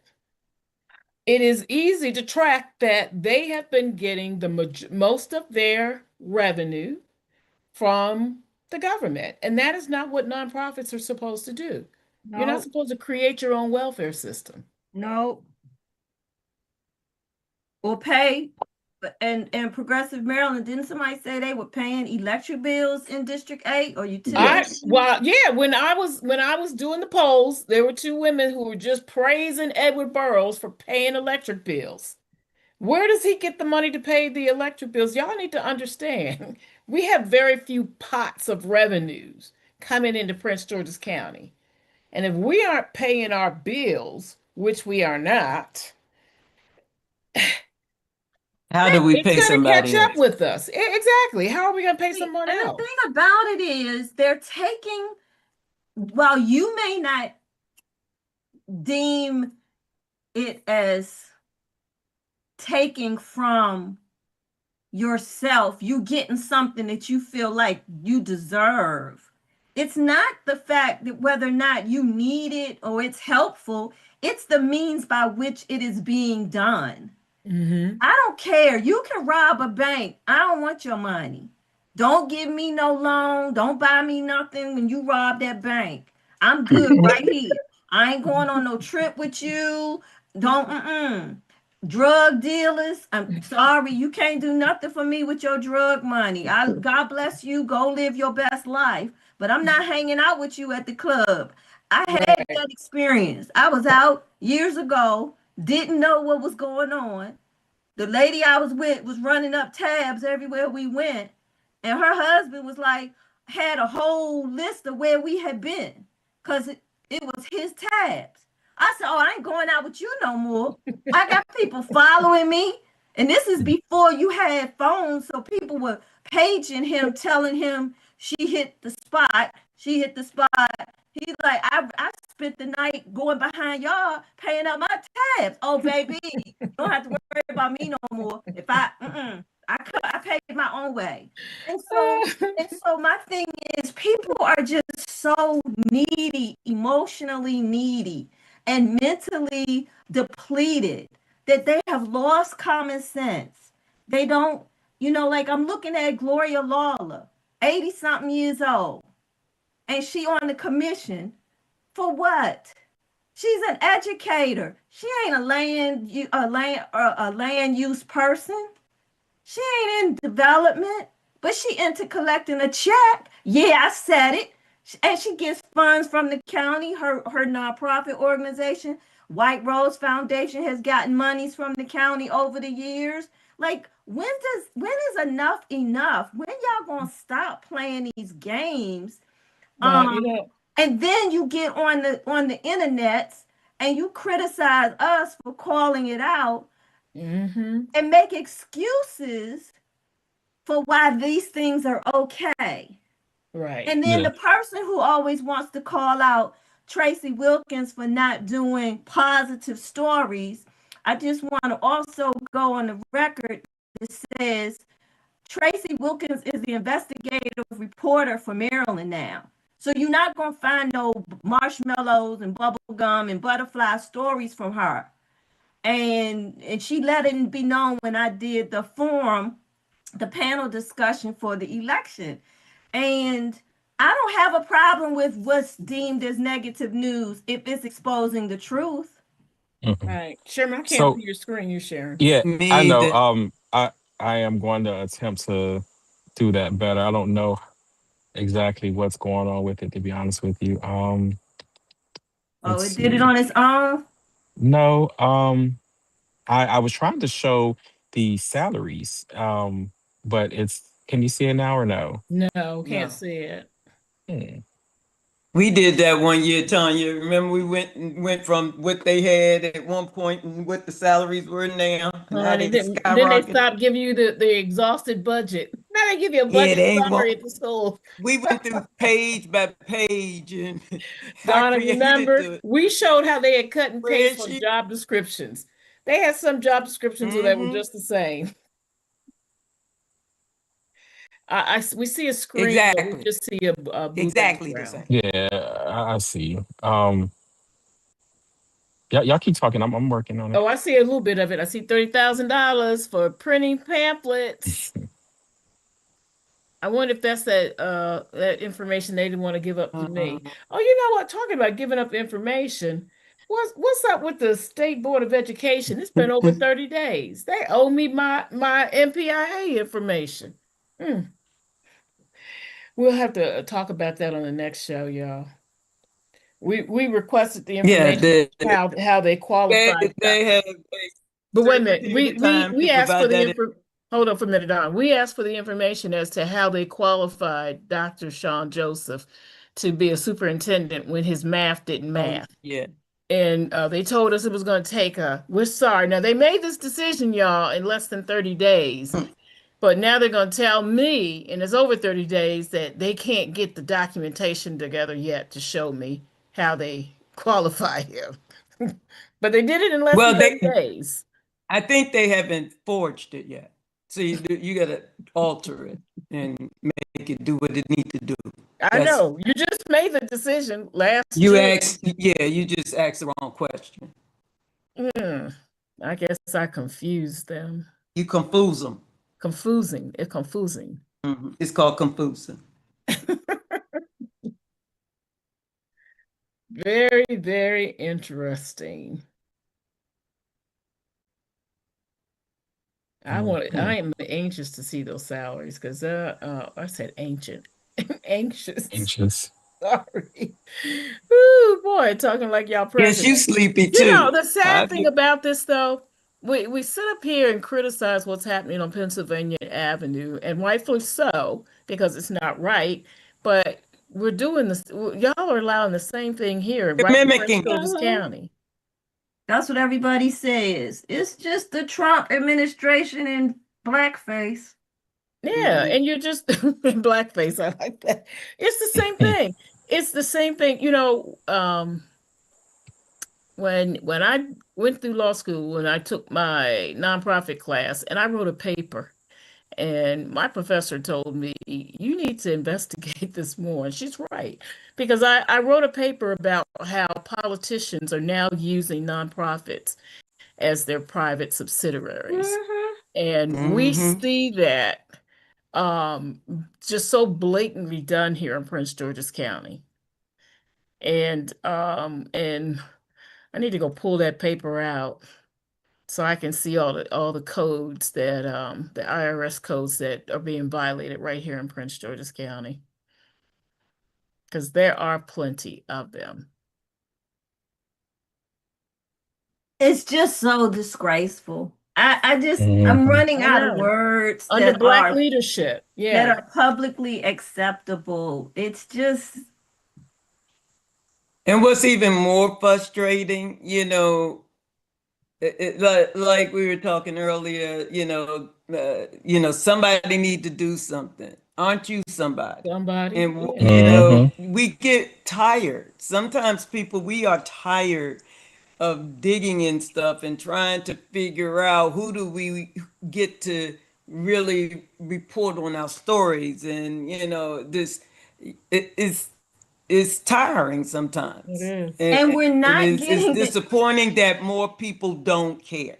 And we're or not more people are not willing to do it. Right. And we're not making up this stuff. Right. That's the thing that gets me. People say, oh, y'all costing us money every time you do a grievance and this, that, and the other. Well, stop doing stuff. Right. Okay. Exactly. It ain't me doing it. And don't sit your tail down somewhere. Here's the other thing. Don't tell me that you know there's corruption and thievery going on, and you sitting in the room benefiting. You like this? Get a check. You done violated your oath of office. I'm serious. You trust. See no evil. Right, but you trust to tell me this like I'm not gonna go because what? You don't think I'm gonna expose my source? Like you criticize what we have to say. But yet you feel it's okay to tell me that you know that we telling the truth about the situation. We just not calling out the right thieves. So there are thieves, but we got the wrong thieves. We got the little ones. We got the little men. We got the little men. We don't have the big ones. That's then all. Then you go elected person and you report the thievery. You uphold your oath of office and you be ethical and moral. Okay. Thank And you. you report it. And don't be like them other people that went and got jobs and gave up their seats so they could avoid potential Oh, conflicts of interest or interrogation for what they know. Like you can't sit in the executive sessions and then pretend I don't know what's going on. I wasn't there. I didn't, come on, y'all. it's gotta stop. Oh my gosh. We watch The Sopranos. We know what be happening. Take a page out of Tonya's book. Right. You're gonna Reference get a us pinched. movie. Right. You gotta get us. You gotta get us pinched. Well, I mean, of course, they're gonna get themselves pinched because they go out and buy big houses. You're in a split foyer. Now you got a big old 3-bed, 3-level house, finished basement and everything. You're going from driving a Honda to your Mercedes. You now got your. I mean, come on. You got your white gold necklaces and yeah. You got your hair pretty done, your shoes, they know more of the specials. You got the Living red better than bottom ever shoes. before. And the one that always cracks me up, you come into the room with the big Louis Vuitton bag and set it up on the counter so everybody can see. When everybody knew that you had a Target special just last year. Look, You're gonna and get don't pitched. You're gonna get and pitched. and don't be texting me talking about you know who I am. What that mean? Is that a So threat? I put up one of the project charges. This Little is blurry. for, yeah, I'm sorry. I'm gonna zoom in for you in a second. I should have done this prior to, but Because my vision bad enough. Okay, that's much That's better. much better. That's Thank better. you. Yeah. so this is for one of the programs. This is for which one is this one for? I think this is, That looks like it's for community on the front line, a senior program coordinator. But then again, doesn't the Mhm. other group have a senior program too? yes. I'm looking at the names of it. Oh, we don't have the names on here. $14,000 of guest speakers. Woo. Mm-hmm.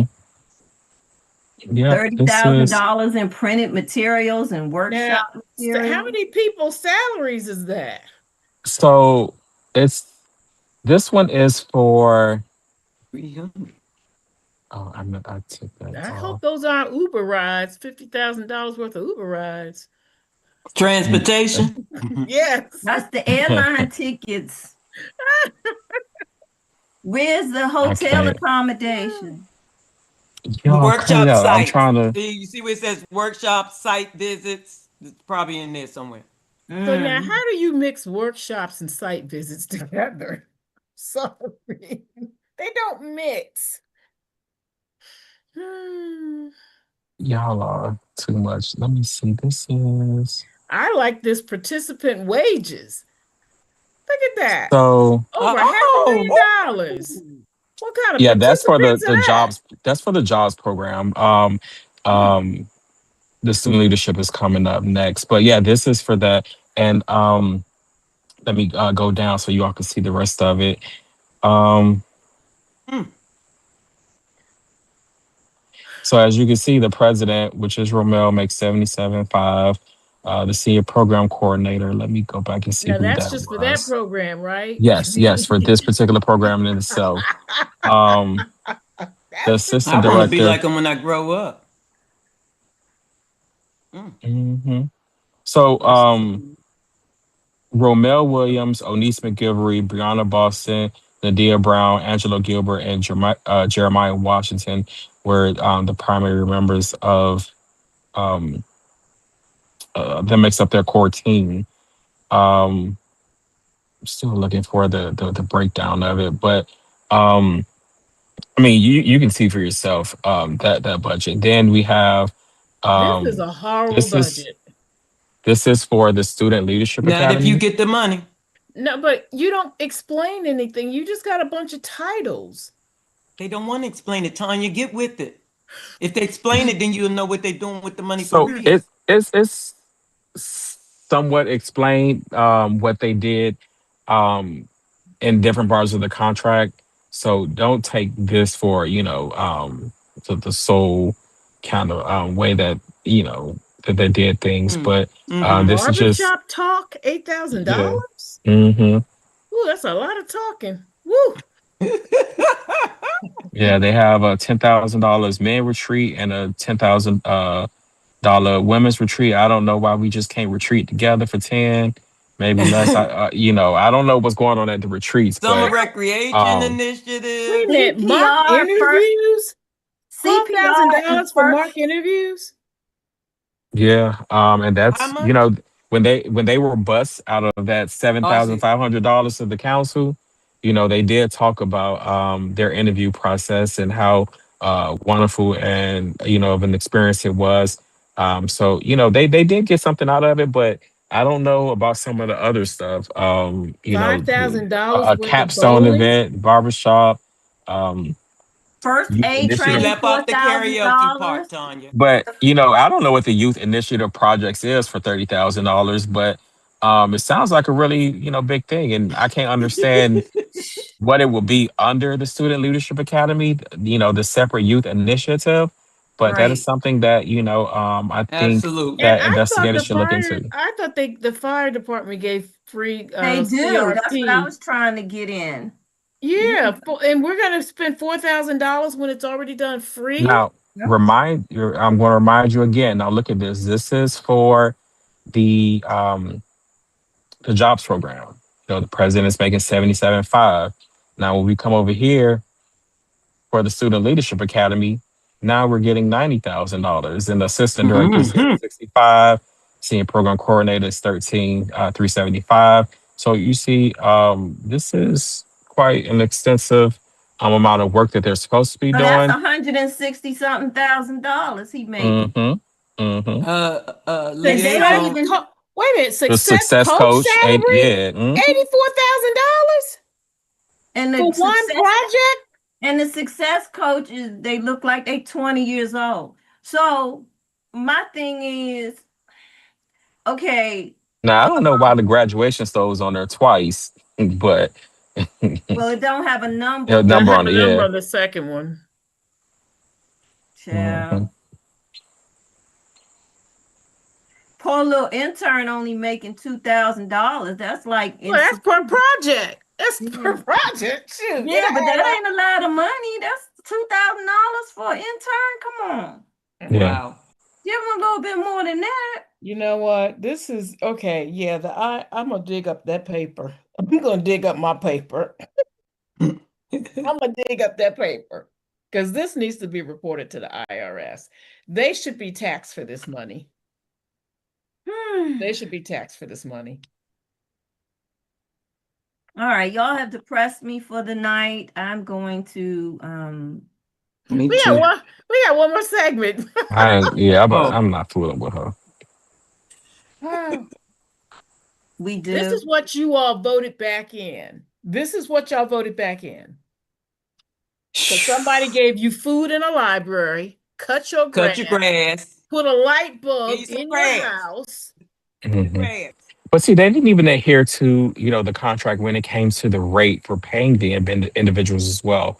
Now, most of the positions said, was no more than $18. The invoices that I was able to review, it began around $22, $23. So I mean, there's nothing wrong with paying people, a livable wage, trying Right. to make sure that we can look out and do what we need to do. But contractually, I am curious to know who paid the difference, because parking planning should not reimburse the difference between that. Somebody has to cover that the extra. And again, they were out of compliance. Well, first of all, let's say this, and this is not me, you guys, talking to Sherman, the one who does the audits and trying to, that part, because I like to remain neutral on that. But this is me, Sherman, the critical thinker here on Cat Chat, and talking to you guys. Now, who y'all know working 16-hour shifts as a youth? You can't even do 12, that. I was 14. going to Against say, the is law. that even against the law? Is that Exactly. legal? Is that legal? No. Exactly. I don't think so. Mm-mm. I couldn't let them They work can only like work that. 6 to 8 hours a day. They have to have a lunch. and two So many 15-minute breaks. breaks. Yep. So that's where my curiosity peaked because I'm like, okay, are you all inflating these timesheets? That's called Are slave. you That's called child incompetent? labor law Have violations. you fraudulently submitted these forms, or were you just not paying attention? You fell asleep when you were writing these invoices because you submitted these for reimbursement. Mm, Understand? So these were your final documents. I wow. hope to God that this was a clerical error Well, because we'll And find out. how did it get Did you, overlooked? well, But did you find out if they were paid? The invoices were no, paid? no, no. See, that's what I was trying to tell you earlier. With parking planning, nothing has been reimbursed to them. I kudos to parking planning staff. You know, you guys did amazing with having guardrails, and you all are still holding the line. And I appreciate that. I hope that you all continue to do that, and that you fight to make sure that we are good stewards of our finances. So no, $0 has been expended so far. August 1st, Jones House was supposed to submit their final financial reporting. Um, So if we they need to see submit a that. 16-hour workday, that's grounds for an investigation for child labor law. I was going to Mhm. say, yeah, it Shout sure out to And is. Daryl Barnes on his trust lawsuit. me, I have. Somebody said in the chat, most likely fraud. Let's be real, and I agree. Let's Well, be Yeah. real. the Let's be auditor in me real. says that I cannot conclude that because I don't Let's have the be evidence to real. support it. But the Sherman, just Sherman that y'all know, some shit went down. If it quacked like a duck, it's a duck. It passes the test.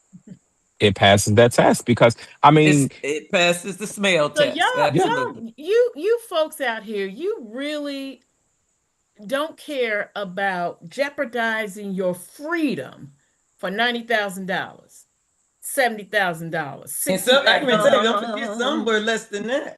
Oh, freedom over me before I Maybe go we should to buy them some. jail. Look, we should buy them some blankets now to get ready to cover their faces when they walk Listen, out. before I go to jail, I'd be buried in my grave and go home Yes, to the Lord and be this free. is crazy. This is crazy. I'm sorry. Yeah, this needs to be reported to the IRS. It really does. Because Hmm. they need to look I at get that. some. And then They they need also to. submitted the invoices with the overtime. Now, what they attempted to do, at least on one instance, what I've seen was they took the additional time for one day and added it to like a separate day so that it wouldn't appear to be overtime, but they still charged it for it. But um, again, I really, well, I'll say this. I forwarded this this review from Jones House, and also the one from Community on the Front Line to, again, all of the oversight bodies. That includes Maryland National Capital Parking Planning Auditor, the Inspector General.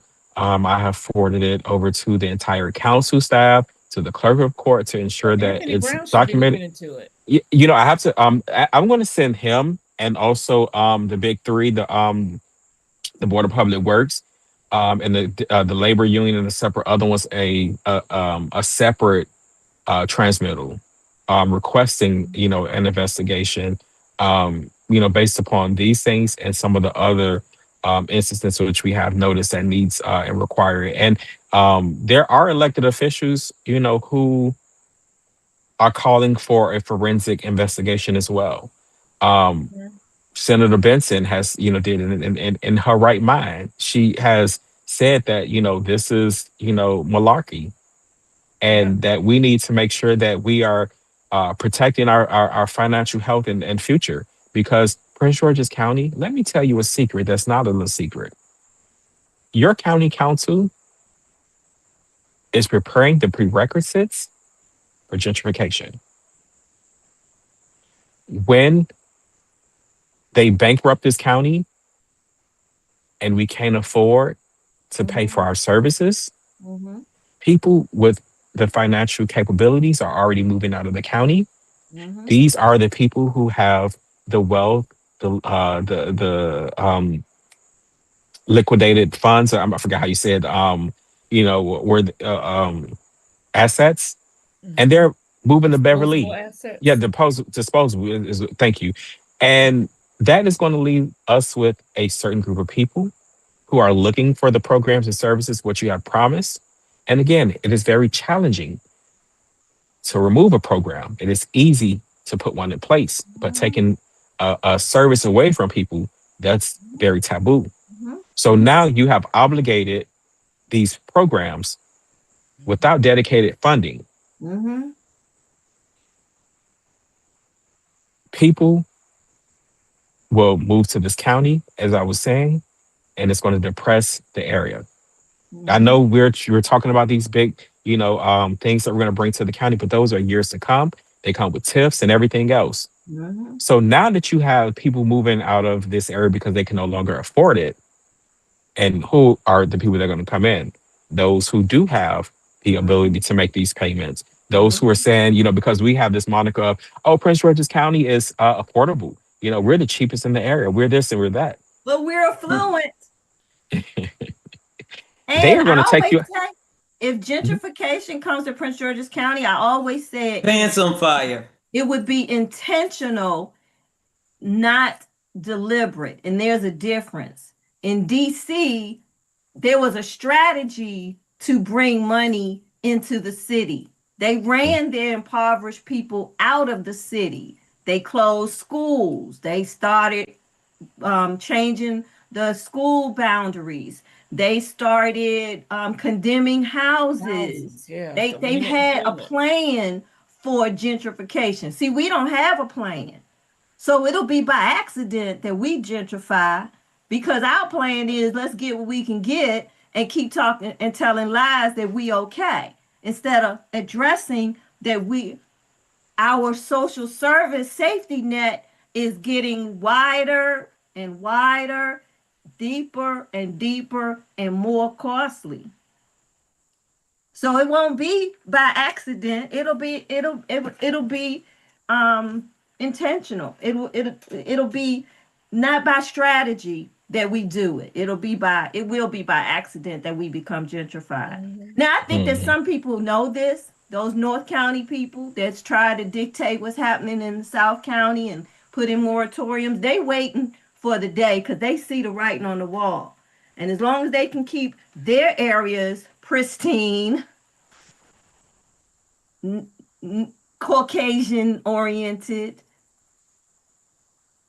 They Well, want to see that this is happen all around the county. self-inflicted. The sad thing, this is self-inflicted. Yeah, It's self-inflicted self-inflicted. without Mhm. You said you strategy. right. You wanted leadership. You've been put into place of leadership, and you've just fumbled all around. Mhm. So while we're talking about Jones House, one of the things that I do want to bring up because I mentioned it, and I actually found it in the report, the decouple audit timeline, for the funds for community on the front line. In April 15, 2025, an initial $50,000 for District 7 was requested by the organization. On May 6th, $510,000 of a tentative award notification was sent to the organization in 2025. By June 18th, the OMB director approved the initial grant scope. July 2nd, of deficiency was notified because Jana asked the county finance department to just go ahead and change out the documents to sign it for them. So that was part of it, yeah. But the thing about it, The what I really want to see audacity. Wait a was minute. the mhm. So the government official signed the paperwork?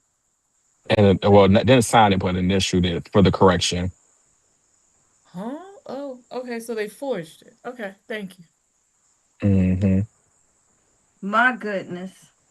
Forgery. Okay. Whew. Let it just keep Yeah, that. adding up. Yeah, I've never had the audacity to ask anybody, where I'm applying for something or anyone or application I have to do is to just go ahead and correct my mistake and, initial their signature on it. But, we're doing a new thing here and that's perfectly fine, I guess. Let me And see. y'all want to know why The I can't? contractor that thinks that's okay. Some of these folks like orange and khaki and green. What are those different khaki colors? So yeah, they said good day, Miss Taylor. In relation to the updates for page 3, you may update the application with the appropriate dates with your initials. So I guess they were providing ministerial acts. Mm, Um, right. definitely was Telling the government how to do the job. what do That's a their new To one. do task. their job. I don't Yes, feel That's to a do like their new going job. down one. there to make that correction. Make it for me. So before we get Yeah, I to ain't got Tanya time for this. and we close out, I do want to go through the timeline of events. So May 31st, 2024, Community on the Front Line submitted a letter of consideration requesting $200,000 in non-departmental grant funding. On April 15th, Community on the Front Line submitted a special appropriation grant allocation requesting $50,000 for community service in District 7. On May 6th, 2025, the county administration notified the applicant of a tentative $510,000 award. So they requested $200,000 a year prior and was awarded significantly more than what they requested. And that was because, of course, they were trying to pad some pockets before,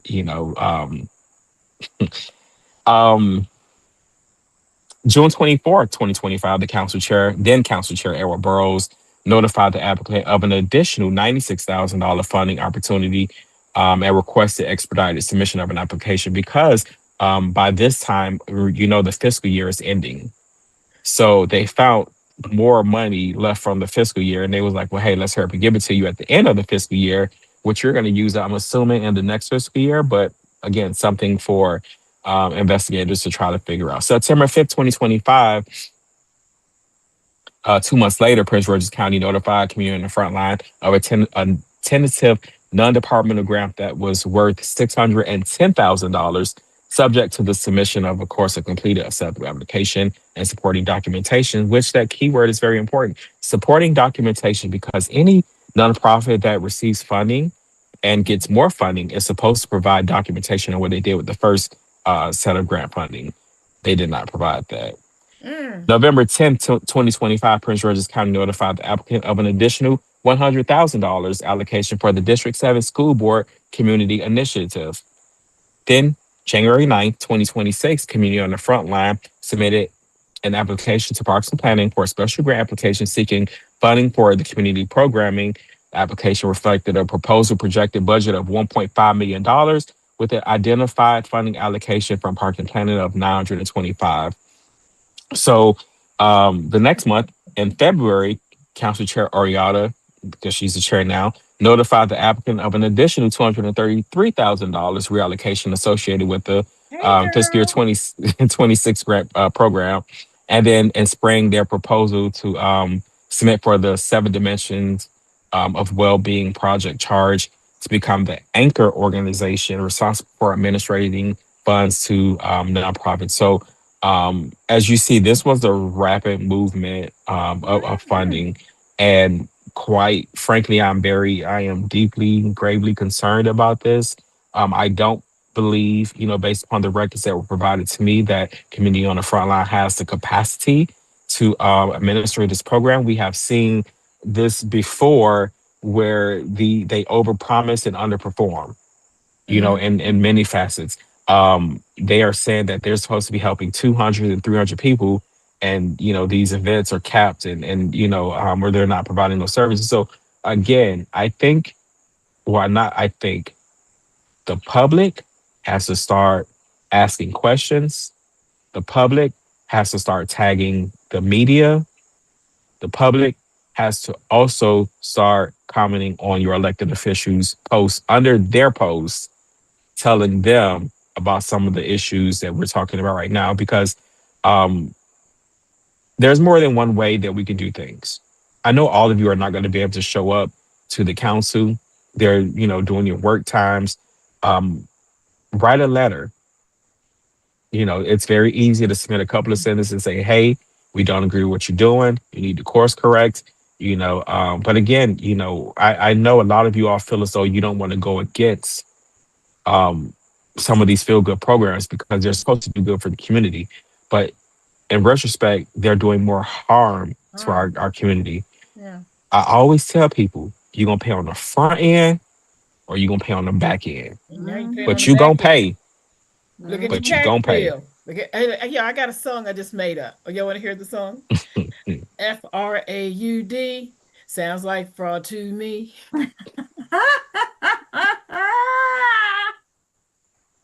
I'm not gonna say fraud, but you can say I said it sounds like fraud to me. it. FRAUD. It sounds like fraud to me. Well, that's all I really have to report. Does anybody have any more questions for me about either of these or anything before we move on to our next segment? Oh, we still got another segment? We just got one. No, Tanya, she gonna just a have quick comment. It's oh, gonna be she, quick. It's gonna be quick. so we can give her all the time she needs because there will be no more. Just one more. Just one Let more me say thing. something. One Just more one more thing. thing. You know what? Okay. I did that in a meeting today, and I said, you know what? They call me the Miss One More Thing lady. So I have just one more thing. Go No, ahead, you Tanya. know Take it what? away.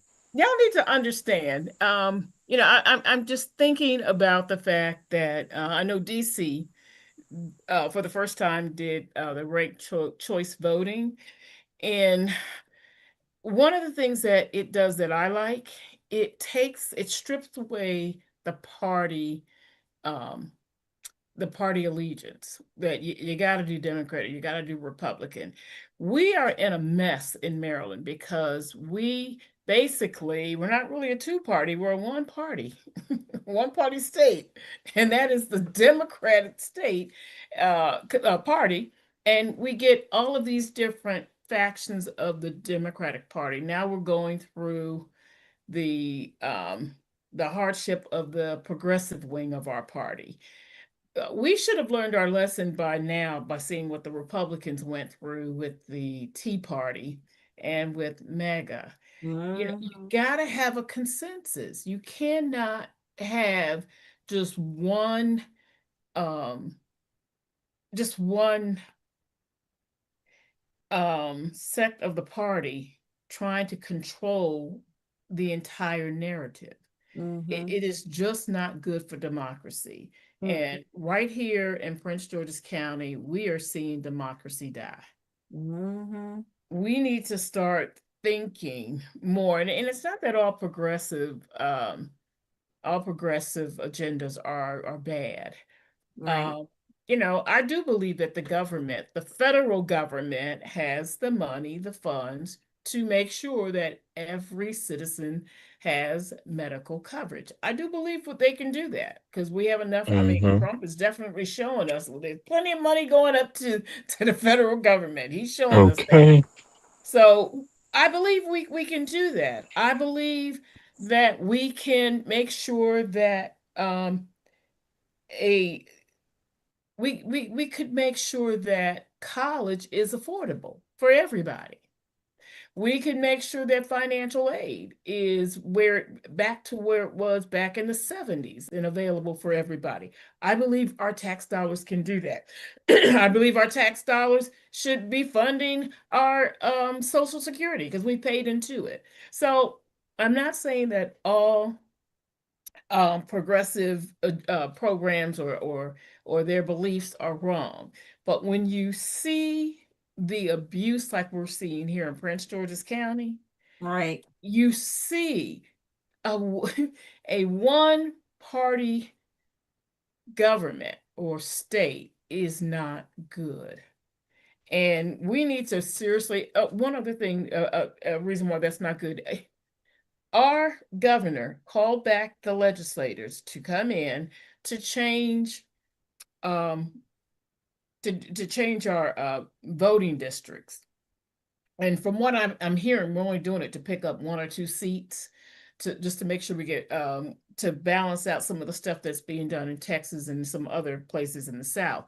But the thing, and I have no problems with that. What I do have a problem with is that you call them back, but you didn't call them back to do what the people really want and have been asking for, and that is making a constitutional. You made this constitutional amendment for this redistricting,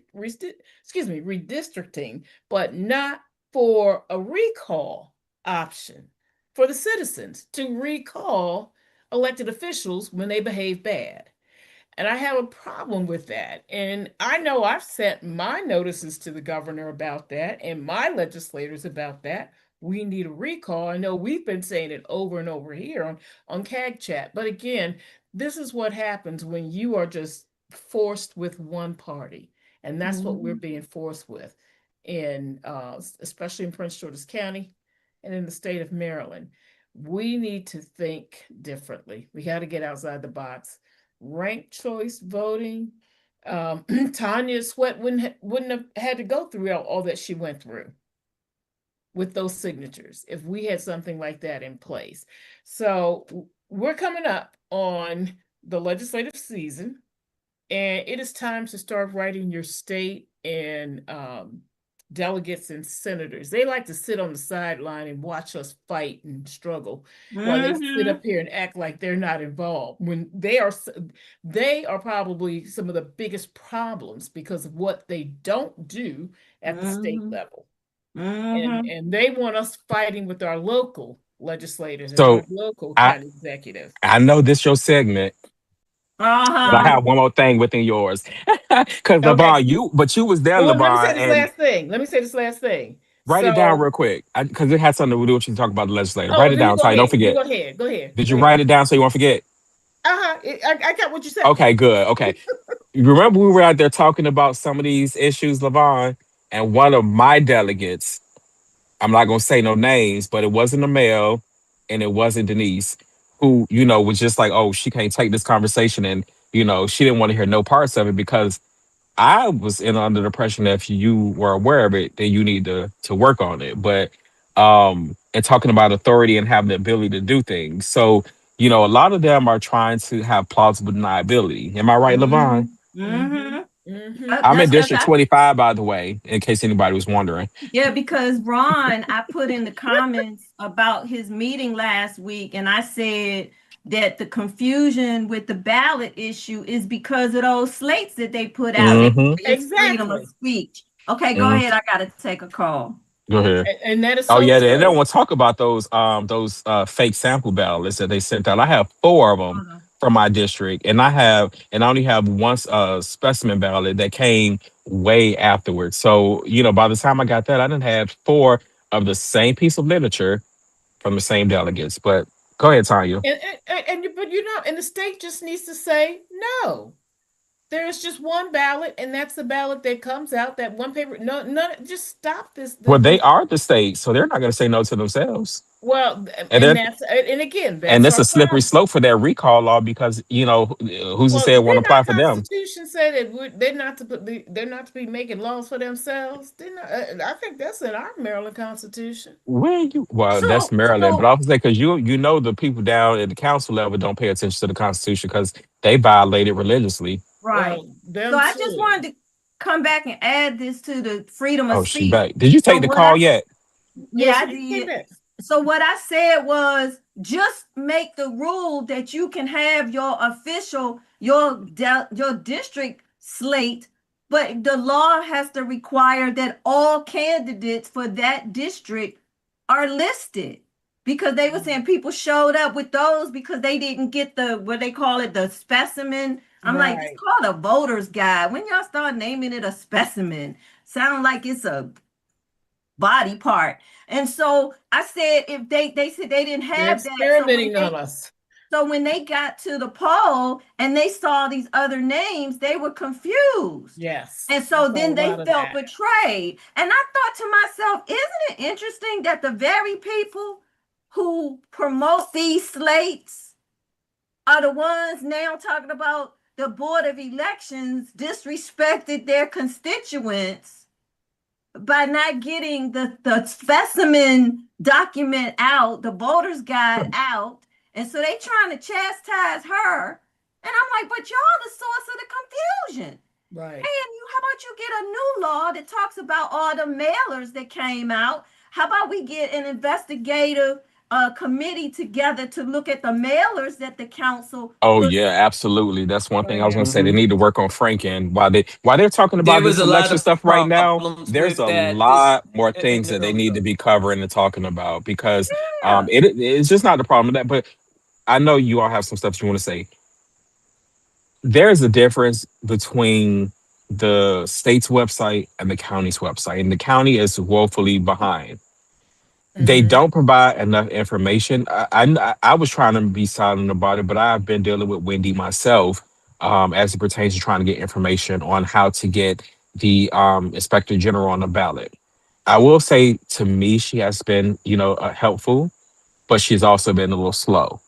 And Mm-hmm. I credited that to her potentially trying to deal with, all this other stuff that's going on. And I'm hoping that's the reason why it's delayed. But my point is as a constituent, I shouldn't have to go through this to determine how to put something on the ballot. And when I called the Board of Election, none of them truly understood my question or my inquiry. They Now, never I'm do.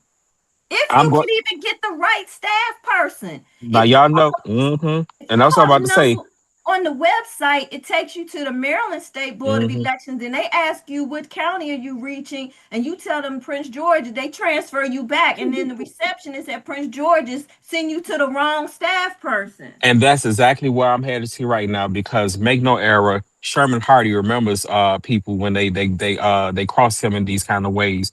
So I called the Board of Election because, again, I wanted this information, because Senator Benson asked me to take, to help out with this. And of course I want to do this with CAG after the election. But I spoke to Michelle Johnson Baugh, and because they transferred me to her and she couldn't help me. She was nice and was like, okay, well, the person that you're supposed to talk to is Monica Ivy. Now, Monica, I don't know you from a can of paint and you don't know me, but we're going to figure this out together at some point soon. Monica was very nasty, very nasty. She didn't Mm. want to tell me who the actual person is that I was supposed to talk to. Now, I don't know who told Monica that she was the gatekeeper or that she was the sole, armor bearer for this information, but you got to loose here, because there is nothing, that Jesus. there is nothing that was wrong with you telling me who the individual who I was supposed to speak to. This could save and prevent me a lot of time. One thing Right. Sherman Hardy is about is saving time. Public I got so much. information. Exactly. I, I have so much I going was on in my waiting till life. he finished to Every say that. minute matters. So when Right. I call, I don't want to have to talk to a receptionist to transfer me to four other people like you were just saying, Levon, because that is a running thing over there. And I often wonder, and this is even before this administration changed over. What the hell is going on over there that a lot of people don't know their jobs? How often is that turnover? And why is it so disshuffled for an organization or agency that has such a huge mission before them? They are what's standing between us and democracy. And for me to not be able to go on their website and be able to find the basic information on how I put a measure on the ballot, and when I call them, they don't even understand that's my question. They keep asking me how to get on the ballot as a candidate. It's very lopsided and leans more towards it. And perhaps it's because a lot of people don't go and ask for measures. I don't know, Right. That's but they. probably what it is. It typically comes from an inside person, you know, somebody that's already in the political Mhm, space of authority. And so they write those bills. And, Ron asked the question in that meeting last week of Wendy. He asked, how did you get this position? And she mhm, said, the Democratic Central Committee uh no, she said the Democratic Central Committee appoints the board. The board hires the me administrator, whatever her title is. So then he said, "Well, how often does the Board of Elections do they have term limits?" And she said, "No." He said, "Does your job have a term limit?" No. So then my question was, "Well, how long has she had this position?" Because I've now heard her name. Do you know Donna? No, See, I'm not familiar with the Board of Election structure because I thought it all came from the state. That's So what I I was didn't saying. know I that did too.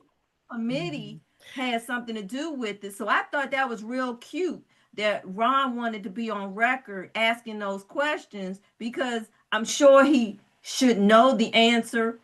Well, that's But what I was saying to myself. Shouldn't you know that? Because y'all, but it was good for the conversation because it needed to be publicly asked Mm-hmm. so that he can now get people supporting, saying when the honesty be bay need to go. The Well, you whole know board of what? elections needs to be overturned. Now, that's not to say they Or don't. maybe not. They do overturn. Maybe they need better training. Then, No, or they maybe they got just need people some that are new people. trained. It's They just Or just they need. need maybe some But we don't know yeah. that. They could be trained, but you also get retrained as well. one You know, a lot. member. Yeah. One member has been doing it for a while, and what I would say is They should know. we need fresh eyes, fresh ideas. Oh, it's a gnat. And then we don't have the technology probably that we need to address a lot of the problems. But somebody was telling me that they got people that reported deaths 4 years ago and the people still on there. So they made phone calls. People say, I'm sorry, that person died. Whose responsibility is it to sit and take the death notices and delete the people from the roster? Whose job is that? And I know that from when I used to do it a lot. I would be like marking it, and they don't update it. So my question is, why are people getting paychecks and what are they doing? I There's know. work to be Yeah. done between setting up an election week between The every only addition 2 years. The The heck? only additional thing is they're going through those ballots. But you're absolutely right because people's addresses are not getting changed. People, like you said, people have died, relocated, and some more stuff. And this stuff is not getting updated, even if it's done online. See, we've had people come in and say that they did it online. Now, I don't know exactly what that So means what kind to of them. system do we have? It sounds like they're keying it in online, but then if they're keying in online, there has to The be dis- some system that then updates the database. So what kind of system? Bingo. Well, what That's I that's what needs What to do we be have? An happen. But AS-100? so what I hey, also What do know you give them is mainframe. those? the Democratic Party, the National Party, also gives out bad information because Quincy's people had my son's number as his phone number. So I'm getting text messages to Matthew. And I'm like, why? And she said, this is what we were given.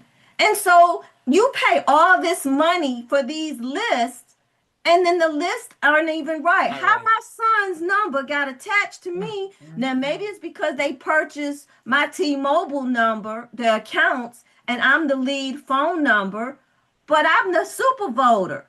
So how the heck? So it's just like really bad.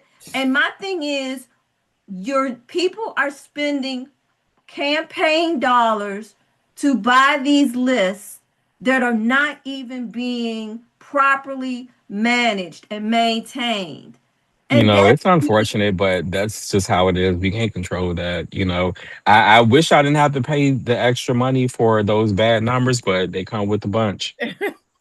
yeah, but it's bad when you can't trust the list. I mean, it's just Mhm. I mean, for the most Well, part, the but lists are good. Like, you have some that you get, some that you don't. I mean, they get information from public, websites just as we do, but but my thing is we somewhere our tax dollars, whether at the state level or at the local level, is paying somebody to make sure this database is accurate. right. I mean, yeah, yeah, for the kind of stuff. Mhm. phone Yeah. numbers I get because they're buying the information. But if somebody takes the time to give a death notice or a change of address right here in Prince George's County, little old Prince George's County, with less than 25% voting turnout. We ain't got no whole bunch, folk. Well, that's averaging for the state or just under it. But I'm just saying, right here in good old little PG County, they can't manage a list of a few dead folk And the updating it. scary Now part is there. I do know back in the day they used to say the dead people were voting, especially in District I 6. see dead people. All I Yeah, got to but say is, I you guess the worst affluent part people is of that Prince they're George's doing it County, online. show your affluency and your black excellence by going to the polls. I want to Please, see that. Now, please. Tanya, I just want to say one thing. Say your one more thing before we go. Okay. Oh, say my one more thing. Say Oh, your one more thing before we go. That's all I want to say. okay. I'm gonna say this one more thing. I want to clear up something that I did hear someone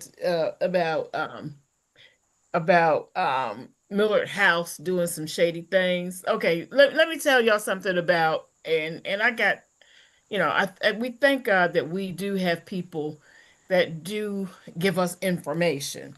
But before Millard House was pushed out recklessly by the now sitting county executive and Chair Burrows and the sitting school board chair Brandon Jackson. Yeah, I said your names. So before he was pushed out, Mr. House had asked for a forensic audit of all school spending. It was going to cost about $600,000. And the school board, which is the progressive bloc that majority rules, refused to approve that money so that he can have that done. Um, there's a lot of things that we're learning that and we have MPIA requests that haven't been submitted yet. Okay, so y'all know, wink, wink, here they come.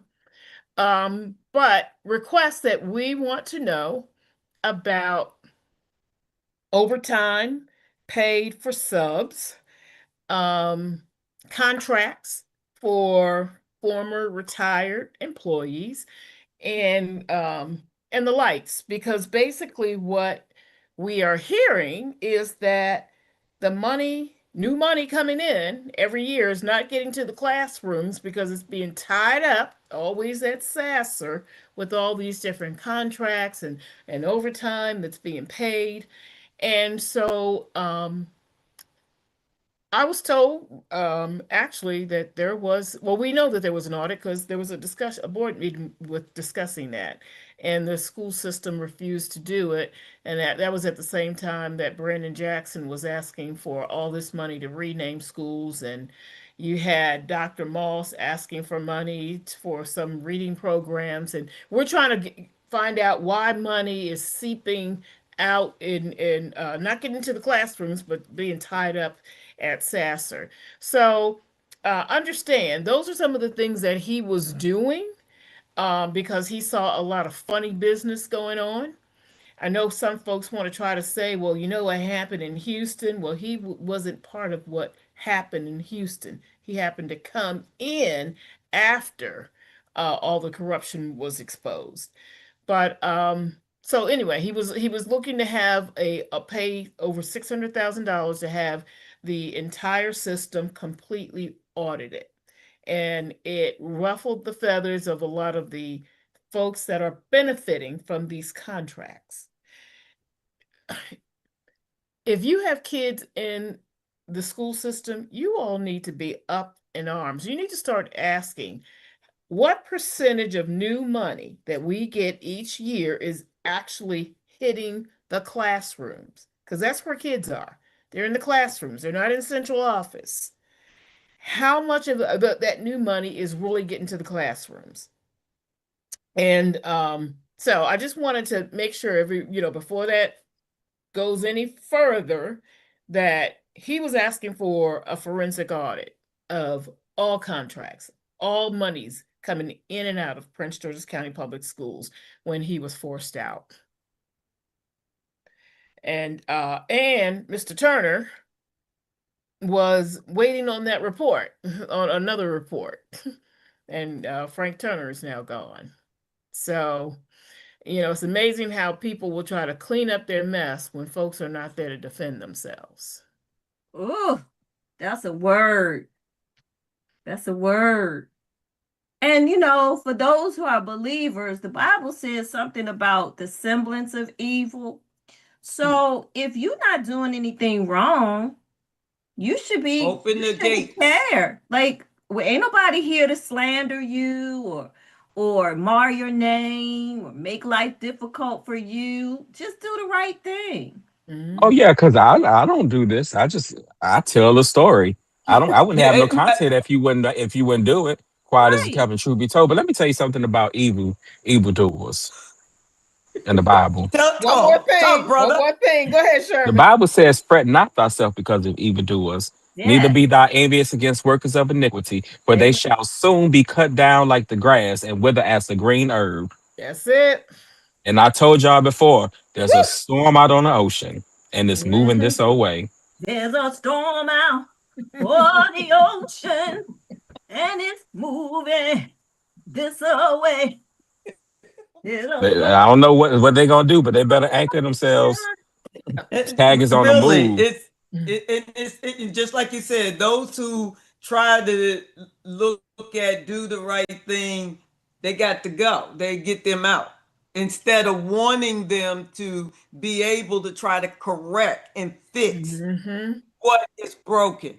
They keep the same foolishness going through the exact same thing and don't do anything about it. Our contracts, there is a keeper of the gate, and that's everybody that work in procurement.